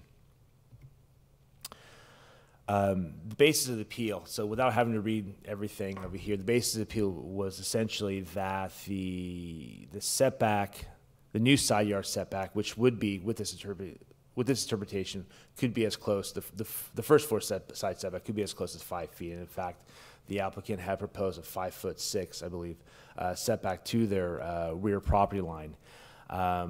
There was concern from the neighbor, in this case the appellant, that there was a reason why the original home was set back 14.5 feet, even though it functioned as a side yard. And there was, in her opinion, there was a certain consideration or concession with the developers between the two tracts, that there would be this separation. Come to find out, after the application was approved what was previously thought as a PG&E easement that had been abandoned was actually not abandoned. So there was this 15-foot PG&E easement that I have outlined on the original site plan right here in red to still be intact. And I've even called PG&E, their civil engineer, who does most of their investigations for easements and maintenance of easements and development review, and he assured me that this easement is very active. And I do have a copy of the easement right here if you guys want to see. If I need to pass this down, it dates back all the way to 1930, and pretty much explains the reason why there is that 15-foot setback from the property line. As you can see, that the first floor addition did go in with this easement. And one thing that was made clear, that within this easement you couldn't have any obstructions, which mean no walls, no additions within it and whatnot. Certain structures such as building eave would be permitted, as they will not prohibit any type of entrance or maintenance of this easement area. So the applicant had done their part and revised a plan to limit their first floor addition to be outside of the easement. And with this, staff believes that the scope of the project has met all zoning standards, and especially with the addition removed from the PG&E easement. The basis of Appeal 2 was screening. There was some concern that the new second-story addition would not be properly screened with the existing camphor tree being removed, and that the second story being only 20 feet away, where it would normally have to be 25 feet away, could cause some concern. And so I know that the appellant and the applicant have met separately a number of times to come up with some mitigation solutions, such as further landscaping and whatnot. I know the applicant has agreed to maintain that camphor tree. But I believe there is still some discussion as to how to maintain future plantings if agreed upon. And so I've included here just the portion of the side yard where the camphor tree is located and the south elevation. And I do want to note that, as staff, we can't require the privacy mitigation plantings, as the second floor windows facing the neighbor are above 5 feet of the finished second floor, so they don't hit that trigger. And so our recommendation is the Planning Commission deny the appeal and adopt the draft resolution to, 1, find the project exempt from CEQA, 2, approve the front yard interpretation, and 3, approve the 2-story permit. And that concludes my presentation.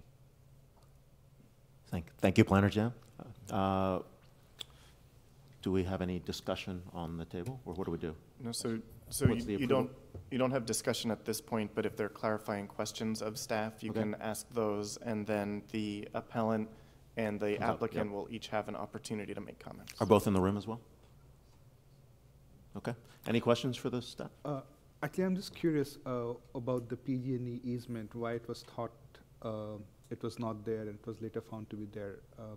Is there some discrepancy in records, or it was just an oversight? Typically what we do, we require a tile report for any type of development project, even if it's just a small addition, especially in particular if it's a discretionary review such as this one. And unfortunately, the tile report wasn't abundantly clear. It was a very, I would say, poorly written tile report. Typically with a tile report, you have any type of easements pretty much spelled out line by line, and this wasn't the case at this time. Okay, so the official PG&E records actually had it, but the title report didn't. Yes. Okay, thank you. I was wondering if are you able to pull up the revised plan set? I'm looking at A-0.1.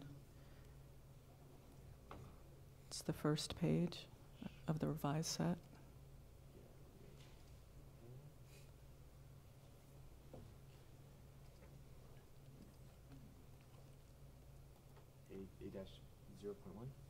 It's 0.0. 0.0, if I remember. Yes. Okay. Can that be up on this? Sure. Can that be up on the screen? There it is. Okay, are you able to zoom in on this at all? Yes. Okay, so what I'm looking at is the upper right-hand corner, and I just want to point out I think some of the confusion that I had looking at this plan was seeing that there was a PG&E easement, and then the dimensioning is showing. Am I allowed to? Can I mark this? Ah, there we are. Well, there's a mark. Okay, so it's showing 15 feet. And then the labeling is actually going vertically, the 15-foot PG&E easement, which leads me to believe that that easement was actually on that property line and not on the south side.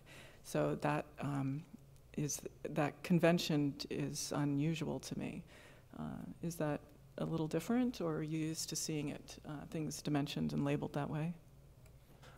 I've seen it both ways, but I do understand where the confusion might come about. I had the original thing wondering why the easement was over a pool, so that's why my questions to you. So. And for the cypress tree is it's a camphor. The camphor, is that the one that says tree to be removed, or are you looking at the one closer? There's a one closer to the street. The Arbutus marina. The one that says existing tree to be removed is the camphor tree. And again, these are discussions that we've had between the appellant and the applicant and myself where they have agreed to maintain the camphor tree. Okay, but that's not something that would go in our documents. That's just between the two of them. That's not city involvement. We wouldn't be required to be recorded, if that's what you're asking now. Yes, okay. Any other questions from commissioners? Yeah, it seems that the nature of the PG&E easement is to allow them to maintain the overhead power wires. So part of the agreement here is that the camphor tree would be maintained. Part of the agreement between the appellant and the applicant here. Is that an issue for PG&E? I don't believe so. I mean, the easement actually states pretty specifically that the PG&E has unlimited access through that easement to cut down trees or whatever else as needed. Right. So the terms for maintaining that tree, were that to be enacted here, that would be subject to actions that PG&E might take in terms of maintenance. Absolutely. Even our protected tree ordinance gives leeway to that. Great. And I presume that was what was happening before, right? Correct. May we look at the corner triangle issue? And it's showing let's see, you've got a corner triangle which is cutting the building a bit, and then it shows up later on in the elevations. You can see it a little bit better. So for your benefit, I've circled the corner triangle right there.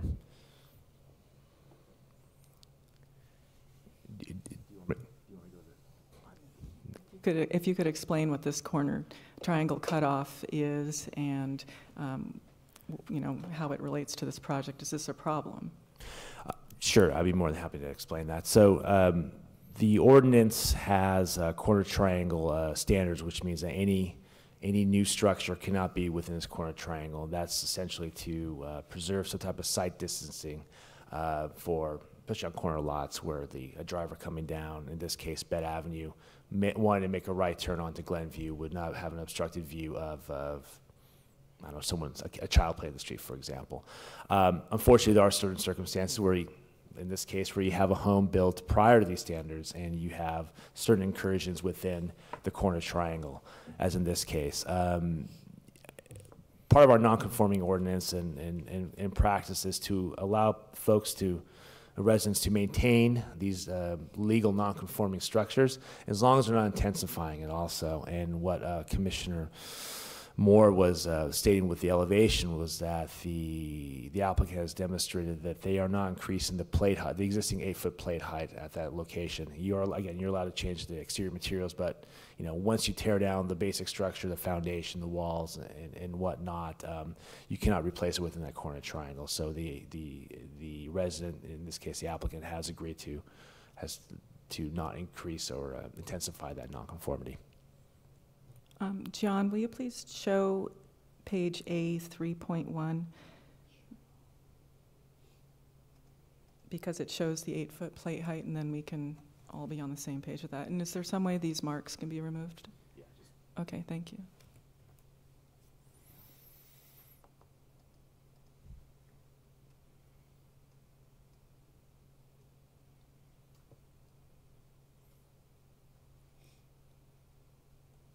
Okay, so what you're telling me is that the existing and the proposed are in the same location. It's exactly the same. Correct. Okay.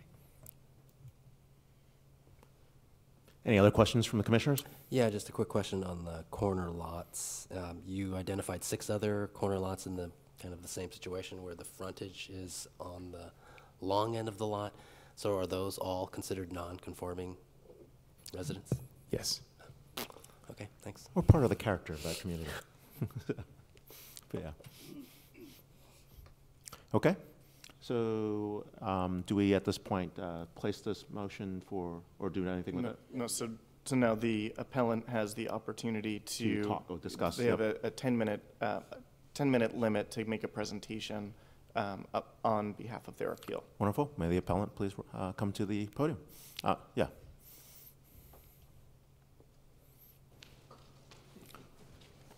Hi, I'm Elisa Herberg, the appellant. I'm David Herberg. My husband. Hi. Hello. Welcome. He's part of it too. So. Yeah, you've said great things about each other, and especially with that you listen to all sides and find middle ground where available. And I really hope you do that in this small little conflict compared to the big stuff you have to deal with later on. Or should I go first? Mm-hmm. So I'm appealing the decision to allow. If you come closer to the mic, that would help too as well. I am appealing the decision to allow a front yard interpretation for a few reasons. The front yard interpretation allows our backyard to be adjacent to a side yard with a second-story building added.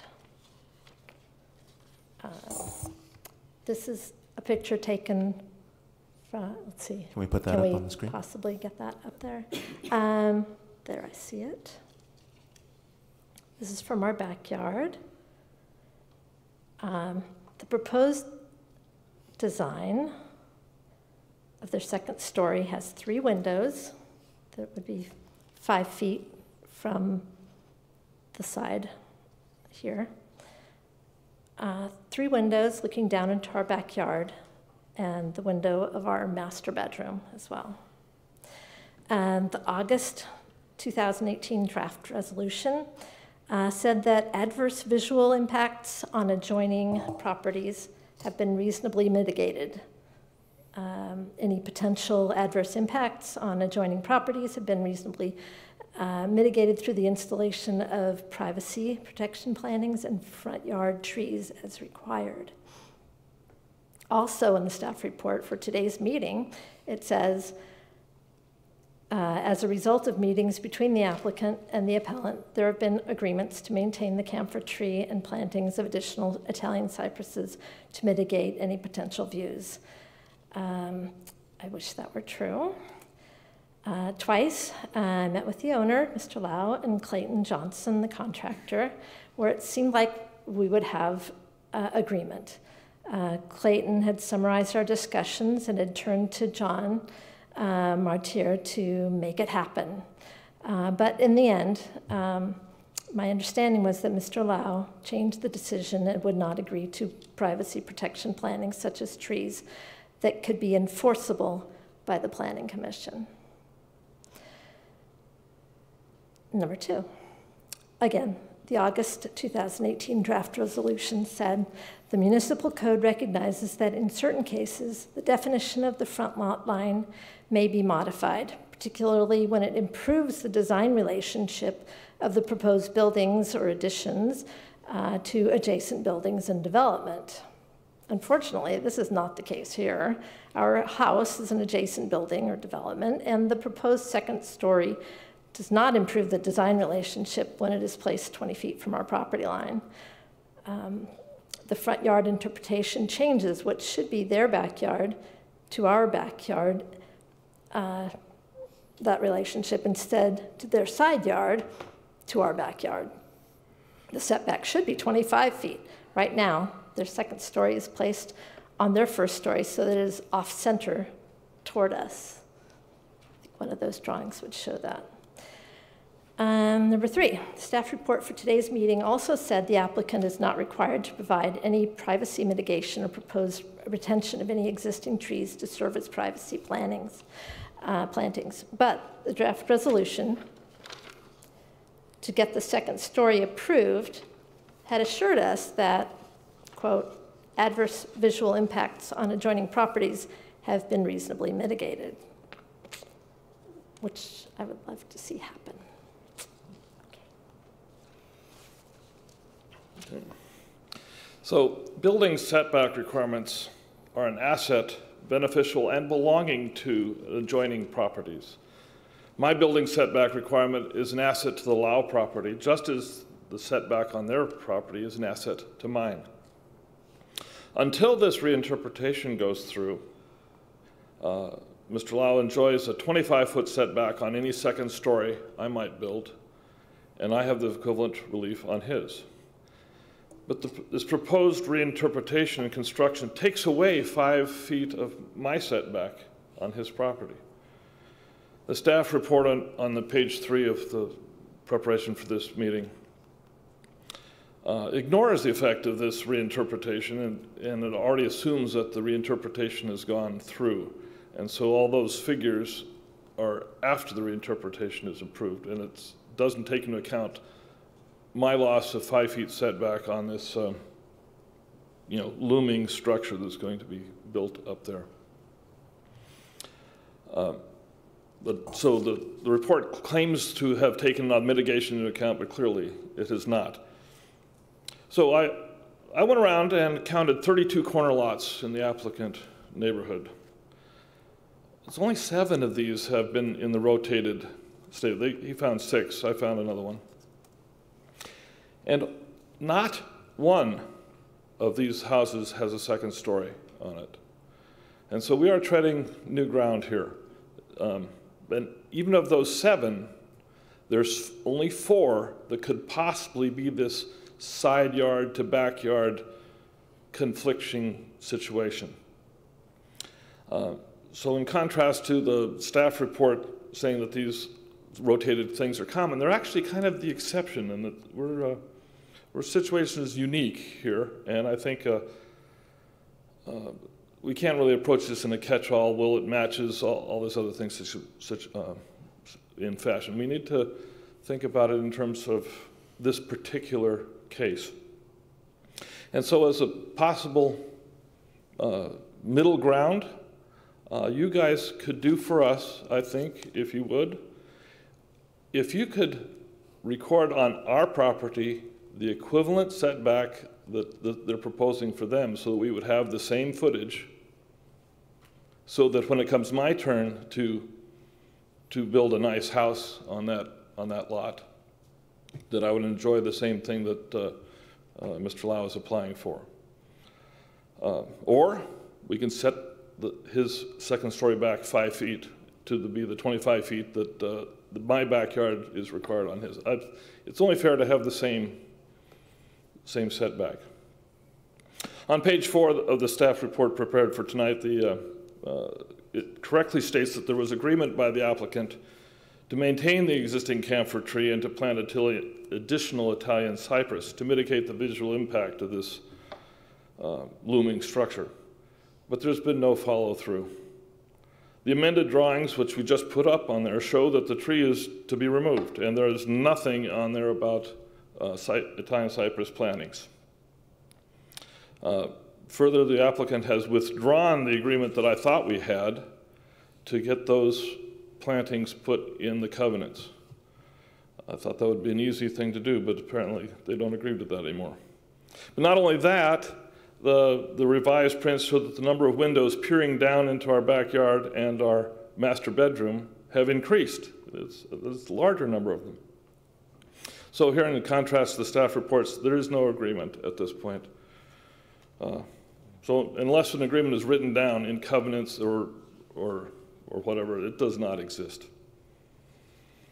And the whole reason the plans were revised at all is because of a PG&E easement that wasn't even known about when this thing was approved. It's thanks to our appeal that this was even found. So not only did the staff report ignore the effects on our property and peering into our master bedroom, but it was inadequate for the subject property itself.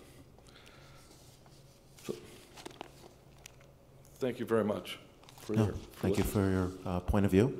Do we hear the other side as well? Yes, if commissioners have questions of the appellants, you can ask We those. can ask them questions you can ask as well, those now, and then the property owner will have an equivalent amount of time to address the commission.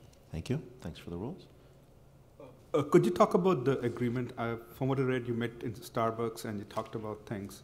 And could you give me more details? So the agreement that I thought we had was that similar to the plantings covenant that is on the east side of his property, there'd be a similar planting covenant on the south side, so that that second story structure, which is very close to our property line, would not be peering down into our property as much. And that those additional plantings, similar to the covenant on the east side, would all be placed on the south side.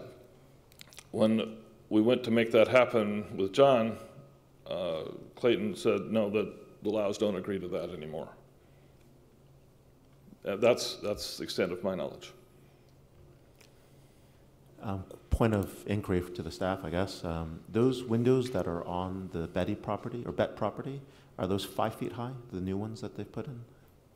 The one that's facing their property is, the windows are 5 feet. And those don't trigger tree ordinance, right? No, the windows on the east side, a few of them do trigger. And in reference to what the appellant has said, when we talk about privacy mitigation, they're essentially referring to the east side of the property. Okay, understood. And again, that's a matter of opinion, I suppose. So I'm not sure what's displayed right now. I'm not sure what's displayed right now in the screen. Oh, I'm sorry, this was the, mostly the emails from different parties, starting with our the contractor, Clayton, and including David, and also sent to John, as far as trying to work out some kind of agreement so that we would know that there would be some kind of protection as far as the view. Right now, the three windows, are 5 feet. I can just be right there and looking down quite easily if I were there, and it goes right to our backyard and the master bedroom. So anyway, we were hoping to come to some type of agreement with that, but enforceable as well, because John did point out that if we just kind of agree on it, then great, but it's not enforceable as far as if he sells the property, or if he changes his mind, like he seems to have changed his mind. I don't know. I have a question which might be directed to staff. I'm not sure if I can ask this when you're ready. Okay, I'm not sure I can ask this, but do the neighbors have a 15-foot PG&E easement also on their property, or is it just on the property in question?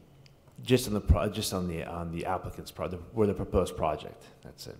Okay, so one-sided easement. Yeah. So let me then inquire. So if The neighbors wanted to do a front yard interpretation at some point, and they wanted to have their front yard be on Bet. Their side yard would then go down to 5 feet. Is that true? They could build as close as 5 feet to their adjoining property line. It comes down to will we support a front yard interpretation on the appellant's property, and one of the considerations is that they have a conforming development right now on their parcel, so there would be no need for an interpretation.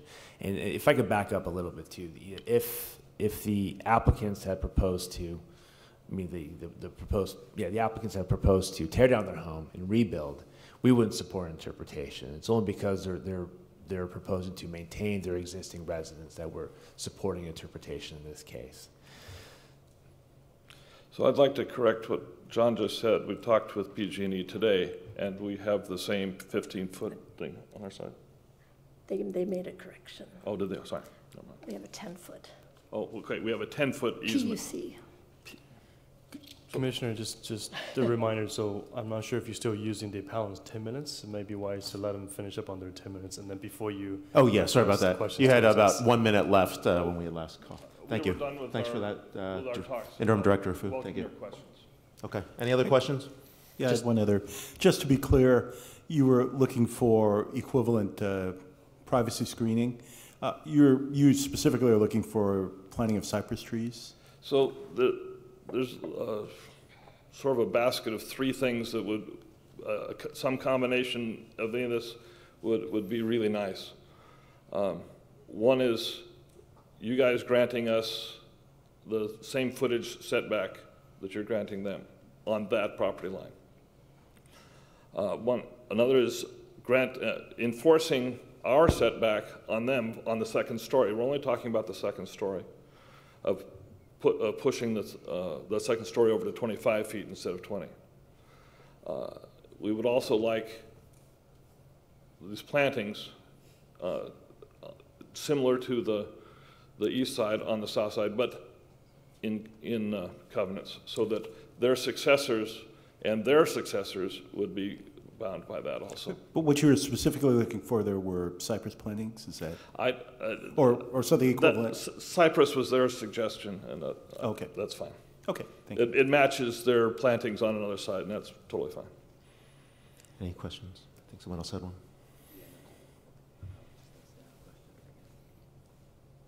This is just a question for staff. The address is the mailbox, I noticed, is on Bet Avenue. The address is Bet Avenue. So U.S. Postal recognizes the front of the house as Bet Avenue. True statement? I don't know. I don't know how the Postal Service works, whether they consider the address the front or whatever else. That's just curious. Yes, it's not really a determination on our end where the address is. It's really just the longer versus shorter side. But you are correct. Yeah, I mean they do. I mean that's the address. Right. Okay. Thanks. Just a quick question. If you, I'm just gonna ask it this way, and if you tell me if this is legal or conforming or where it can go. So we walk out of here, you have an agreement on equivalency, you're happy. If we walk out of here, you have an agreement on privacy protection that's put into the landscaping plan, that's part of the covenants, you're happy. Or if you walk out of here that they have the same restrictions you have today, you're happy. Yes, they have different degrees of happiness. Okay, just checking. Just want to know. Yes. Thank you. Right. Staff, are all those 3, just so I know from perspective, is all those 3 legal things we can do? So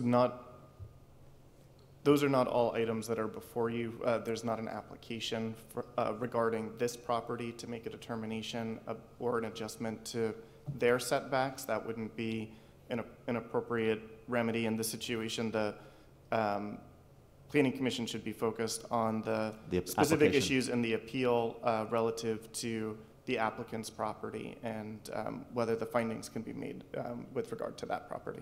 Okay. I have a follow-up question on that. So with regards to the agreement which is not in the plan, is that an amendment we can pass? So let's table that for now and hear from the Like to hear from the property other side as owner, well. and then we So- can revisit that discussion. Okay. Thank you very much for coming. I guess we bring up the property owner for their 10 minutes as well, or their representative from Clayton. Please come to the podium.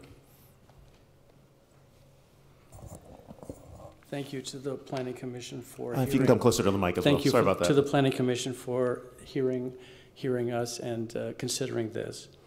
It is a rather unusual circumstance. I've been a contractor for 40 years, and this has never come up where the obvious front of the house and the mail is received at the front of the house, and that is the street address of the house, is not the front of the house. It's a rather odd and troubling circumstance to be dealing with. We've been in the design process on this for over 2 years now, which should be a 6-month, 8-month process. So the owners have really suffered greatly through this process, and their new home has been delayed significantly. I would urge the city of Cupertino to consider each of these non-conforming sites, not just this one, but to a blanket, a new interpretation for all of those sites be considered, because if each of the individual other owners that are going to face this very same problem in the future due to an arbitrary designation from 50 years ago, or whatever the time frame is, to fit some language or whatever it is that, I don't know how this came about, but it is a really difficult thing to work through and unfair to your citizen and my client to have this home and this property and not be able to fully develop it in a way that is reasonable and will be an improvement to the community and to the street. And so those are some of the things that I wanted to talk about a little bit in general, and I'm grateful for this time. We have, and I'm speaking for Stephen here, our team has met with the Herbergs on numerous occasions, and we have agreed to, even though it's not on the plan, we have agreed, and we are people of our word, to put plant the cypress trees and to maintain the existing tree as what we had in a verbal agreement. I think the real issue there was whether it be, what is the term? Covenant? Covenant. So I would like to invite Stephen to talk about that, but he was uncomfortable with making that a formal covenant. So, Stephen? Commissioners, thank you for the opportunity for me to speak. My name is Stephen Lau. I'm the property owner of 10550 Bet Avenue. To be clear, I've heard both. It's either Bet or Betty. It's the same spelling as Bette Miller and same spelling as Betty Davis. So I don't know what the right answer is. So, but I've been calling it Bet Avenue. So I've been the homeowner of this same property for over 20 years. My wife and I got married in 1998. This is the first house we bought together, and this is where we have been for the last 20 plus years. We have 2 kids that were born and raised here. We plan to stay for a long time. We enjoy the community. We like our neighbors. For this particular project, I want to say that we have gone above and beyond what the code requirements are. And thanks to Gian and staff to help me through the process, although it was very confusing at first about the front yard, side yard, and what we can build, a visibility triangle, and everything else. So, but John helped us through. So our original design, we didn't recognize the PG&E easement is not abandoned, so we expanded. However, with we still exceed what the minimum requirements are. 5'9" for the room addition, and 9 feet plus for the new garage. But then as soon as we learned that the PG&E easement is to be adhered to, we spent another round of redesign and keep everything clear. 15 feet, 14.6 to be exact. 14.6. So this is, to me, is more than what a side yard normally would require. And we want to do that. And not only that, our garage is changed from a gable 15 feet to a slope. So it's not as imposing as the picture that the Hibbers were showing earlier. And further, the second floor is another 10 feet away. So I really don't know what this overwhelming, in-your-face type of improvements coming from.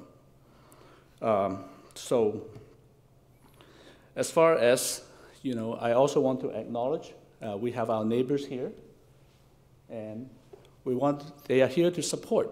And the sense is that I know that people who live around us receive these projects well. In fact, I believe that one of my other neighbor, Mr. Oshiro, also sent in an email indicating his support of this project. So I'm seeing this as a positive thing. We also agreed to limit the windows 5 feet above the finished fix, and we wanted to have some natural light because one of that bedroom is facing west, and if in the afternoon sun, we might have to close that blinds, but we wanted to be able to have some kind of natural light, and that's just how we envision our rooms to bring in as much natural light as possible. So I'm not going to belabor the point about like what we talk about, disagree, agreeing. I don't plan to make this an argument, but as I'm hearing some of these input that appellant or some of the comments that the appellant give, I just cannot believe what I hear. But I would do this. I would conclude this. During our meeting, we had 2 meetings. We spent over an hour and a half, 2 hours to meet with them, trying to understand the concerns. But there's one after the other, new stuff coming in. Now, I thought we had an agreement because at the end of the last meeting on December 15, Mr. Hipper shook my hand, thanked me for this project, and thanked me for improving the neighborhood. So I'm a little dumbfounded by some of the information that was presented here tonight. So I know my 3 minutes is up, and again, thank you for your time. And thank you for that. Any questions? Oh, go ahead. Oh, back to you, Mr. If I have just Clayton. one more moment, please. 2 In more effect, what we're looking at here is an undue burden on my client.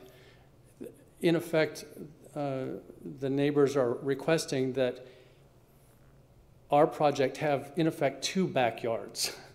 We have 25 feet currently to the east, and they would request that we have a 25-foot setback to the south. And that just doesn't seem like, it doesn't seem fair. So, thank you. All right. I think that you've used up your time. You're good there. We've got questions on this side, so please stay up there. Commissioners, any questions for the applicant?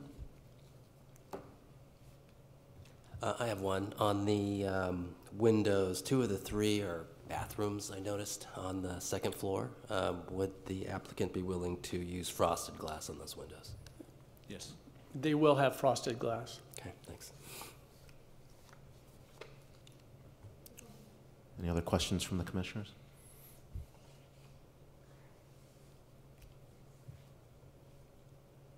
Okay, I guess we can move to deliberate. First, you have to open the public hearing if there are members of the public who would like to speak on the item. Oh, I forgot about that. Thanks. Are there any members in the public that would like to speak on behalf of this? Do you have any speaker cards? No speaker cards? Anybody want to get a speaker card? No? Looks like you have one. Could you fill out a speaker card real quick. You can speak now, Tell us. and then you can can speak fill it out now later. and fill up afterwards, please. Fill it out later. Okay, I'm sorry, I wasn't planning on speaking. My name is Daniel So. I live across the street from Stephen. I've been there since 1990, 89, when Loma Prieta happened. I met Stephen and his wife Jane when they first moved in. I think he's a very respectful person.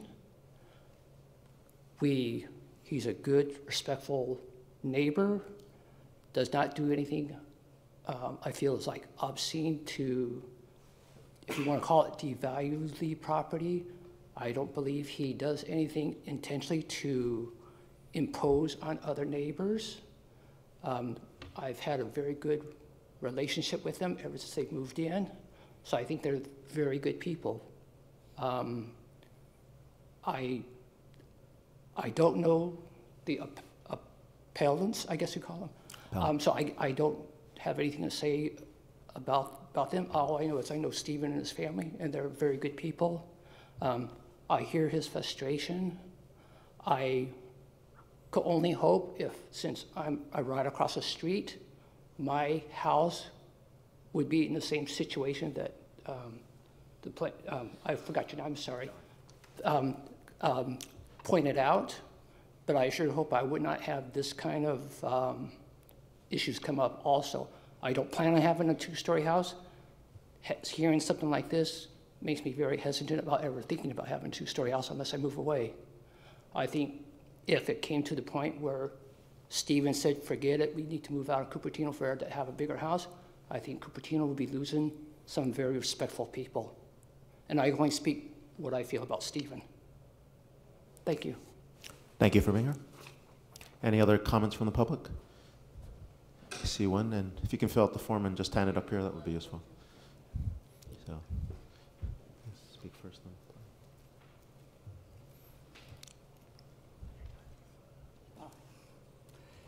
I'm Bill Ogden. I'm a neighbor. I live 200 feet away. And I have only one comment, really. Cupertino is turning into a rebuild-it-yourself. So many what they call McMansions going up. And I have been impressed with the modesty of this design, what's planned. It is not intrusive in that way. And it's one of the few places I've seen where they put up a sign outside just saying, this is what we're going to do. Stephen has planned it well. And I appreciate what it will mean for them and their family, and I certainly have no objection to it. Thank you. Thank you, sir. If you can grab that form and fill it out as well. Much appreciated. The blue form to your left. Oh, I need to fill it out? Yes, okay. please. Thank you. At this point, point of order, what's the process? So now you would close the public hearing. They can't come back up? One more over there? Okay. Yeah. All right.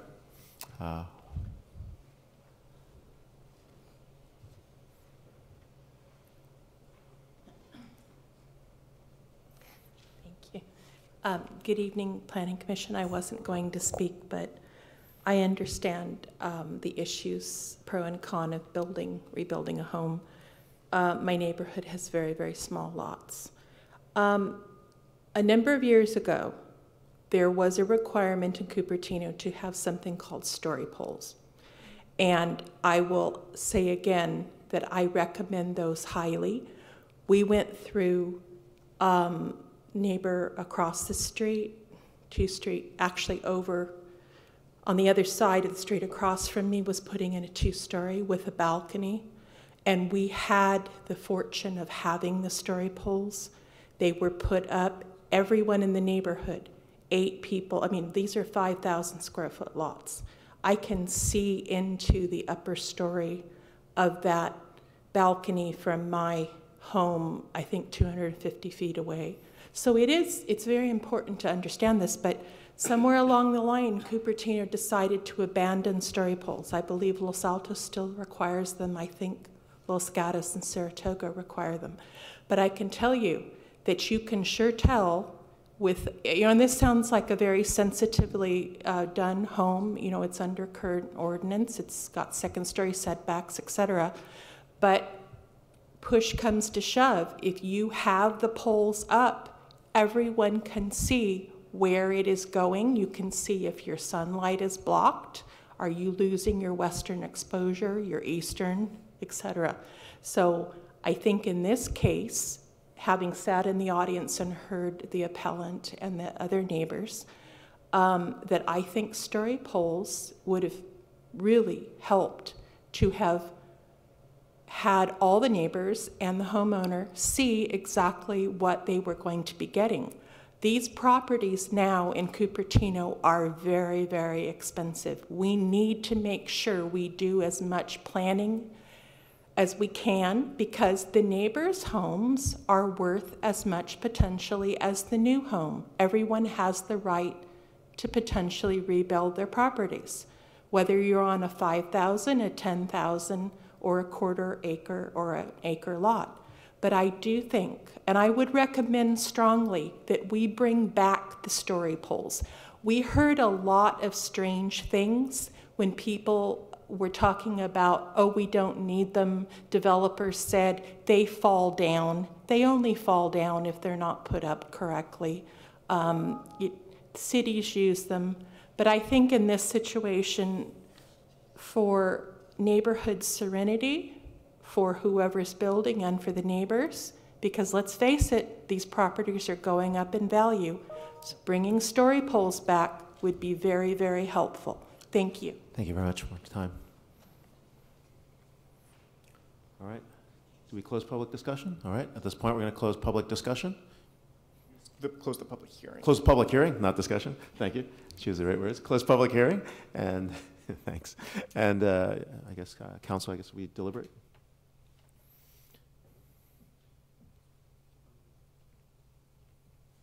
I had a question about process and what the city norms are for the agreements which the two parties might agree on informally.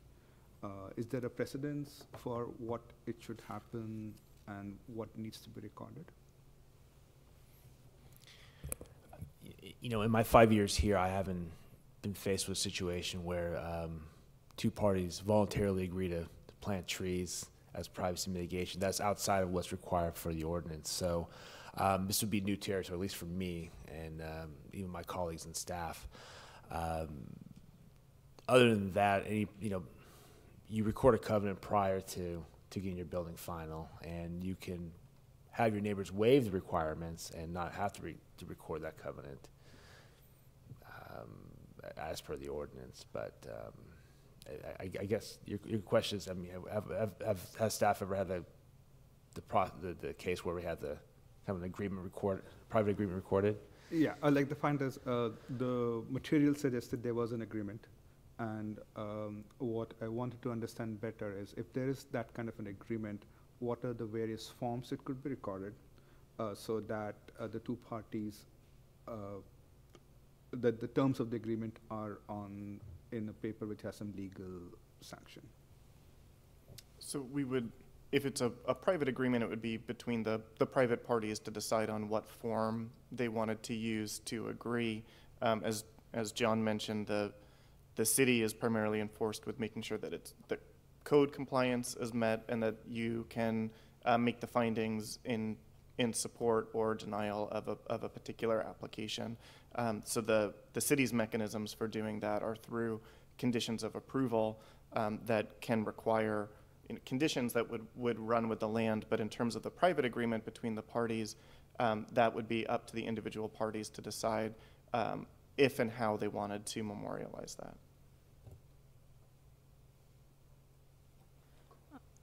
Is the frosted glass on the second floor part of the plan, or is that something that needs to be added?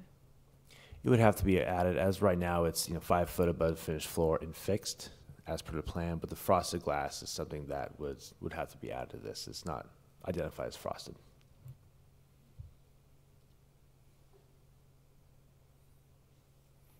Well, any other questions from the commissioners? Okay. At this point, we take a vote, I believe. A motion. Is there a motion to, in what direction, to go with the administrative? Is there a motion to go with the existing recommendation by staff?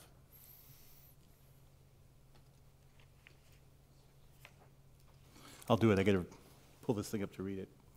Have you got it? Yeah.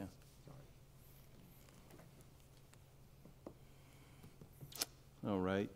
I move that the Planning Commission deny the appeal and adopt the draft resolution to find the project exempt from CEQA, approve the front yard interpretation, which is INT 2018-01, and approve the two-story permit, R 2018-20.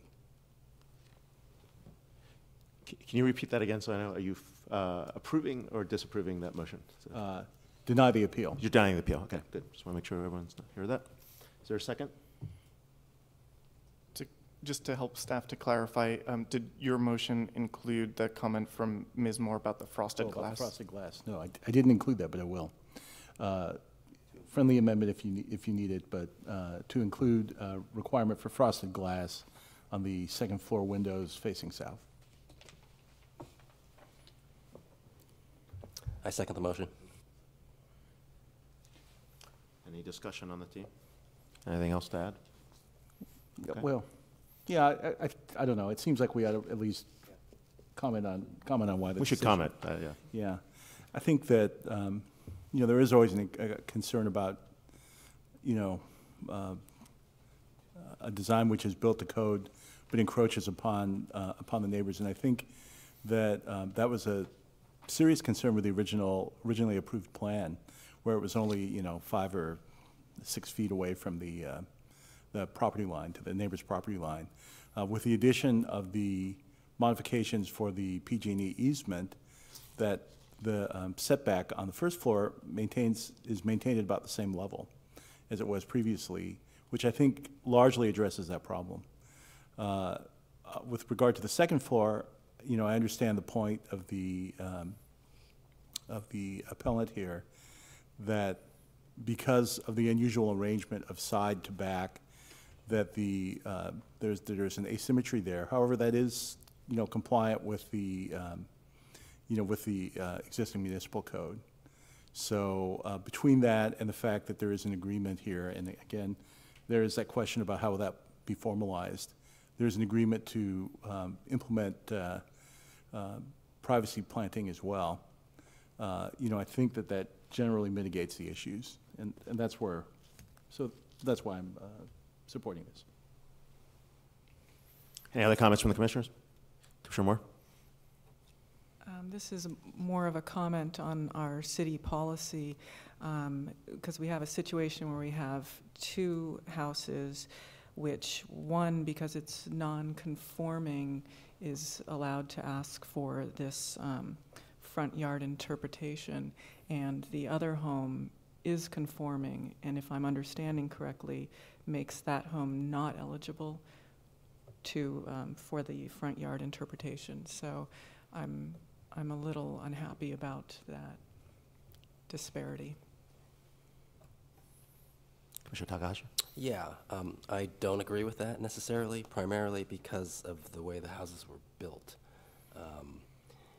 many, many years ago. I mean, if you've been looking at the applicant's house, it's very clear from an interpretation. I mean, just from this is the front yard and this is the side yard, though it does not conform to the lot dimensions. And the lot dimensions, from a deviation from a square are not significant, meaning it's not a long, thin lot, which I think is the main reason that interpretation is generally held.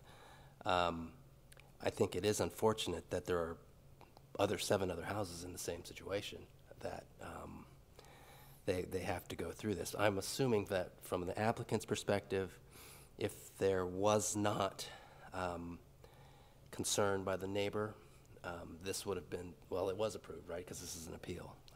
And so there is a process by which that gets vetted. I guess it just is it's another hoop that applicant has to go through. You know, the design of the addition, I agree, is very tasteful in terms of how it's oriented with regard to mass. You know, clearly the applicant takes very good care of his property. That's obviously apparent. And so, you know, those are, that in conjunction with the extended offset due to the PG&E easement, I think create an addition that is livable.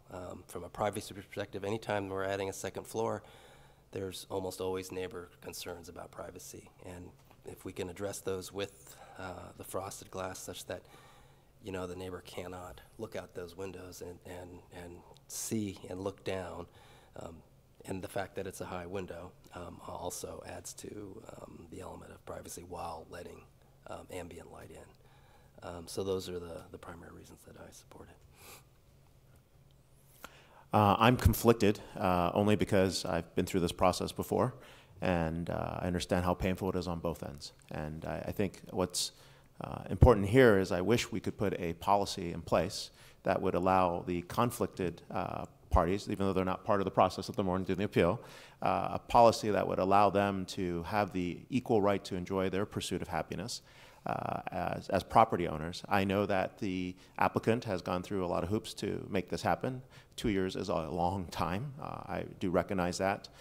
So I'm hoping that there are, I know we're under constraints as to what we can do, but I hope there's some leniency to the appellant in the future if they, when they try to do something, or maybe we have something in staff and policy that allows those conflicted homes to actually have that level of equality. Not sure how that gets done. Not sure what the legal way to do that is. It just seems that we have a lot of old neighborhoods that have their own unique character. You know, I live in a neighborhood where we have cutouts for RVs, right? Who would have known, right? We've got a lot of RVs in my neighborhood, right? But as they modernize or change their things, they may have different rights and pursuits of happiness as well. So that's why I'm a little conflicted at the moment, but we'll see what happens. My view is that this is an odd case. This is like 6 or 7 lots like these. And if the two parties involved can come to an agreement, which they seem to have, but can't be sort of recorded under the city guidelines, we have some mechanisms to give it some kind of a quasi-legal status. Because we know it's some sort of an exception because of existing structure which was being non-conforming. Because my guess is that if we could have done that, we probably didn't even have had to go through this appeal. So I would encourage the city to think about how to handle such issues, where if the parties interested have come to an agreement, if it could be recorded in a way which leaves everybody happy than having to go through this process. It also sounds like if, in the landscape ordinance, if you record the cypress trees to be on the side, which is the back now of the house, there may be a way to actually put that and make that official to mitigate some of the concerns. Is that a fact? Is that something they could do or request on our end? Or are we totally out of line? I'll try to answer that.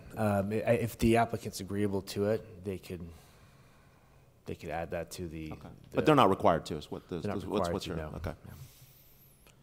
Any other discussion? Any other points on the commissioners? Just a couple of items on the design compared to a typical house, which would have a 20-foot setback and a 20-foot rear setback and 5-foot side yards. There are actually a lot more constraints on what could be built on this particular lot, and much more than 5 feet side yards. So I certainly respect the challenges that they had to design something attractive, and I think they did.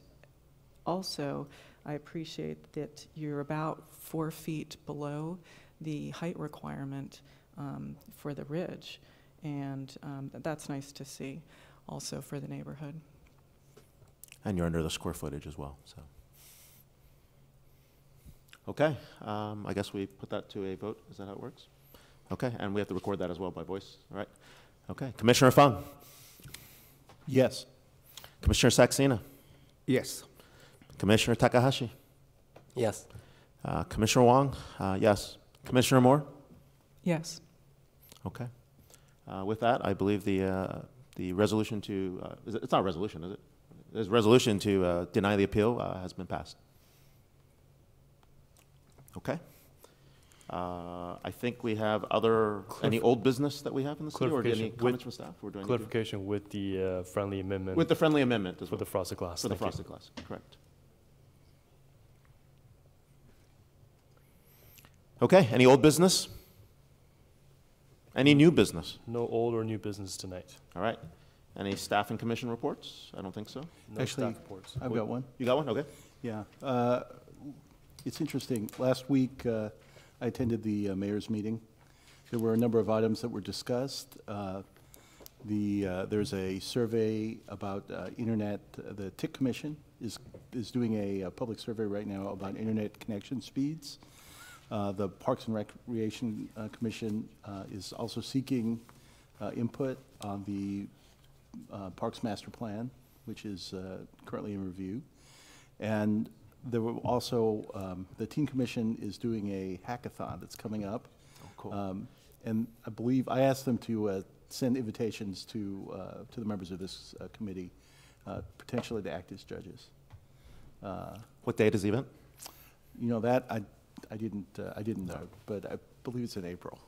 So hopefully we'll get that note soon. And just on a side thing, I officiated an unusual, it was a Guinness Book of World Records attempt on a couple weeks ago. A high school student at Monte Vista was attempting to set the record for doing the most Rubik's Cubes while running a 5K. The previous record was about 40. We only scrambled 77 cubes, so that's what he ended up doing. But he ended up having 2 minutes to go, so he could have done even more. Don't know whether that's going to be certified or not yet, but that was an interesting thing. And they had asked for via kind of an indirect channel, had asked for some people from the city to help as witnesses. So I did that along with Vice Mayor Chow. As a matter of procedure, could you explain how they reconcile the 2 minutes with the 5K? Oh, yes. Yeah, that's the interesting question here is, for the purpose of this, for this record, you have up to 25 minutes to complete the 5K. Obviously, the faster you go, the less time you have, so that would impact your ability to do cubes. So what they did, it was actually quite interesting to submit a application. There needs to be an uninterrupted video of him running the entire time. So he ran next to a golf cart.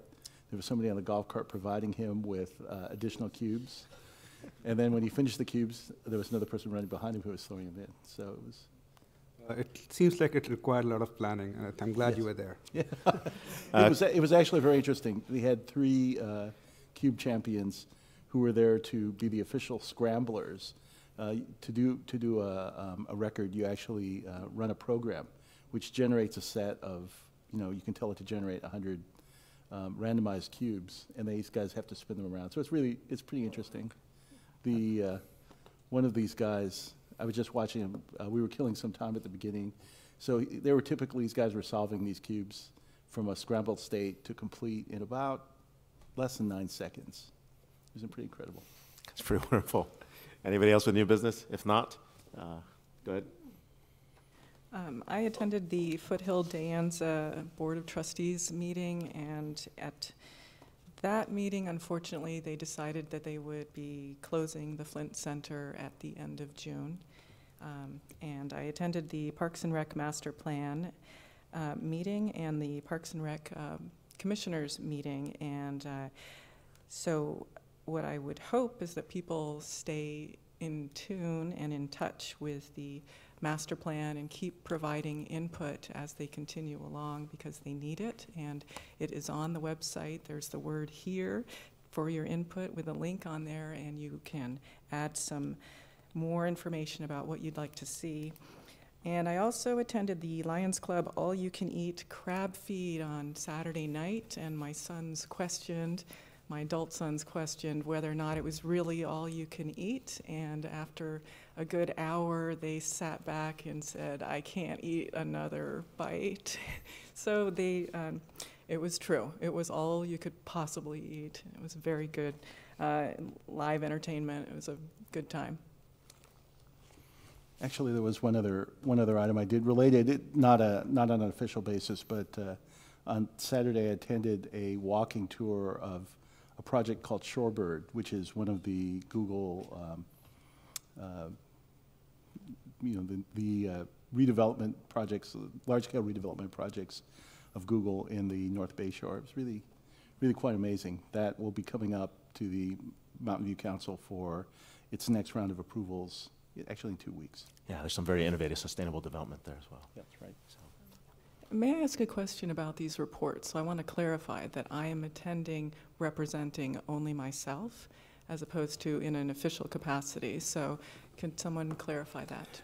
Generally, we just report on the activities that the meetings that we're going to as commissioners, and not necessarily the ones as a private citizen. So. Mm-hmm. All right, good to know. With that, we can close session. This is the, hit the gavel and we're done. Oh, we should ask for a motion to. Oh, is there a motion to end this session?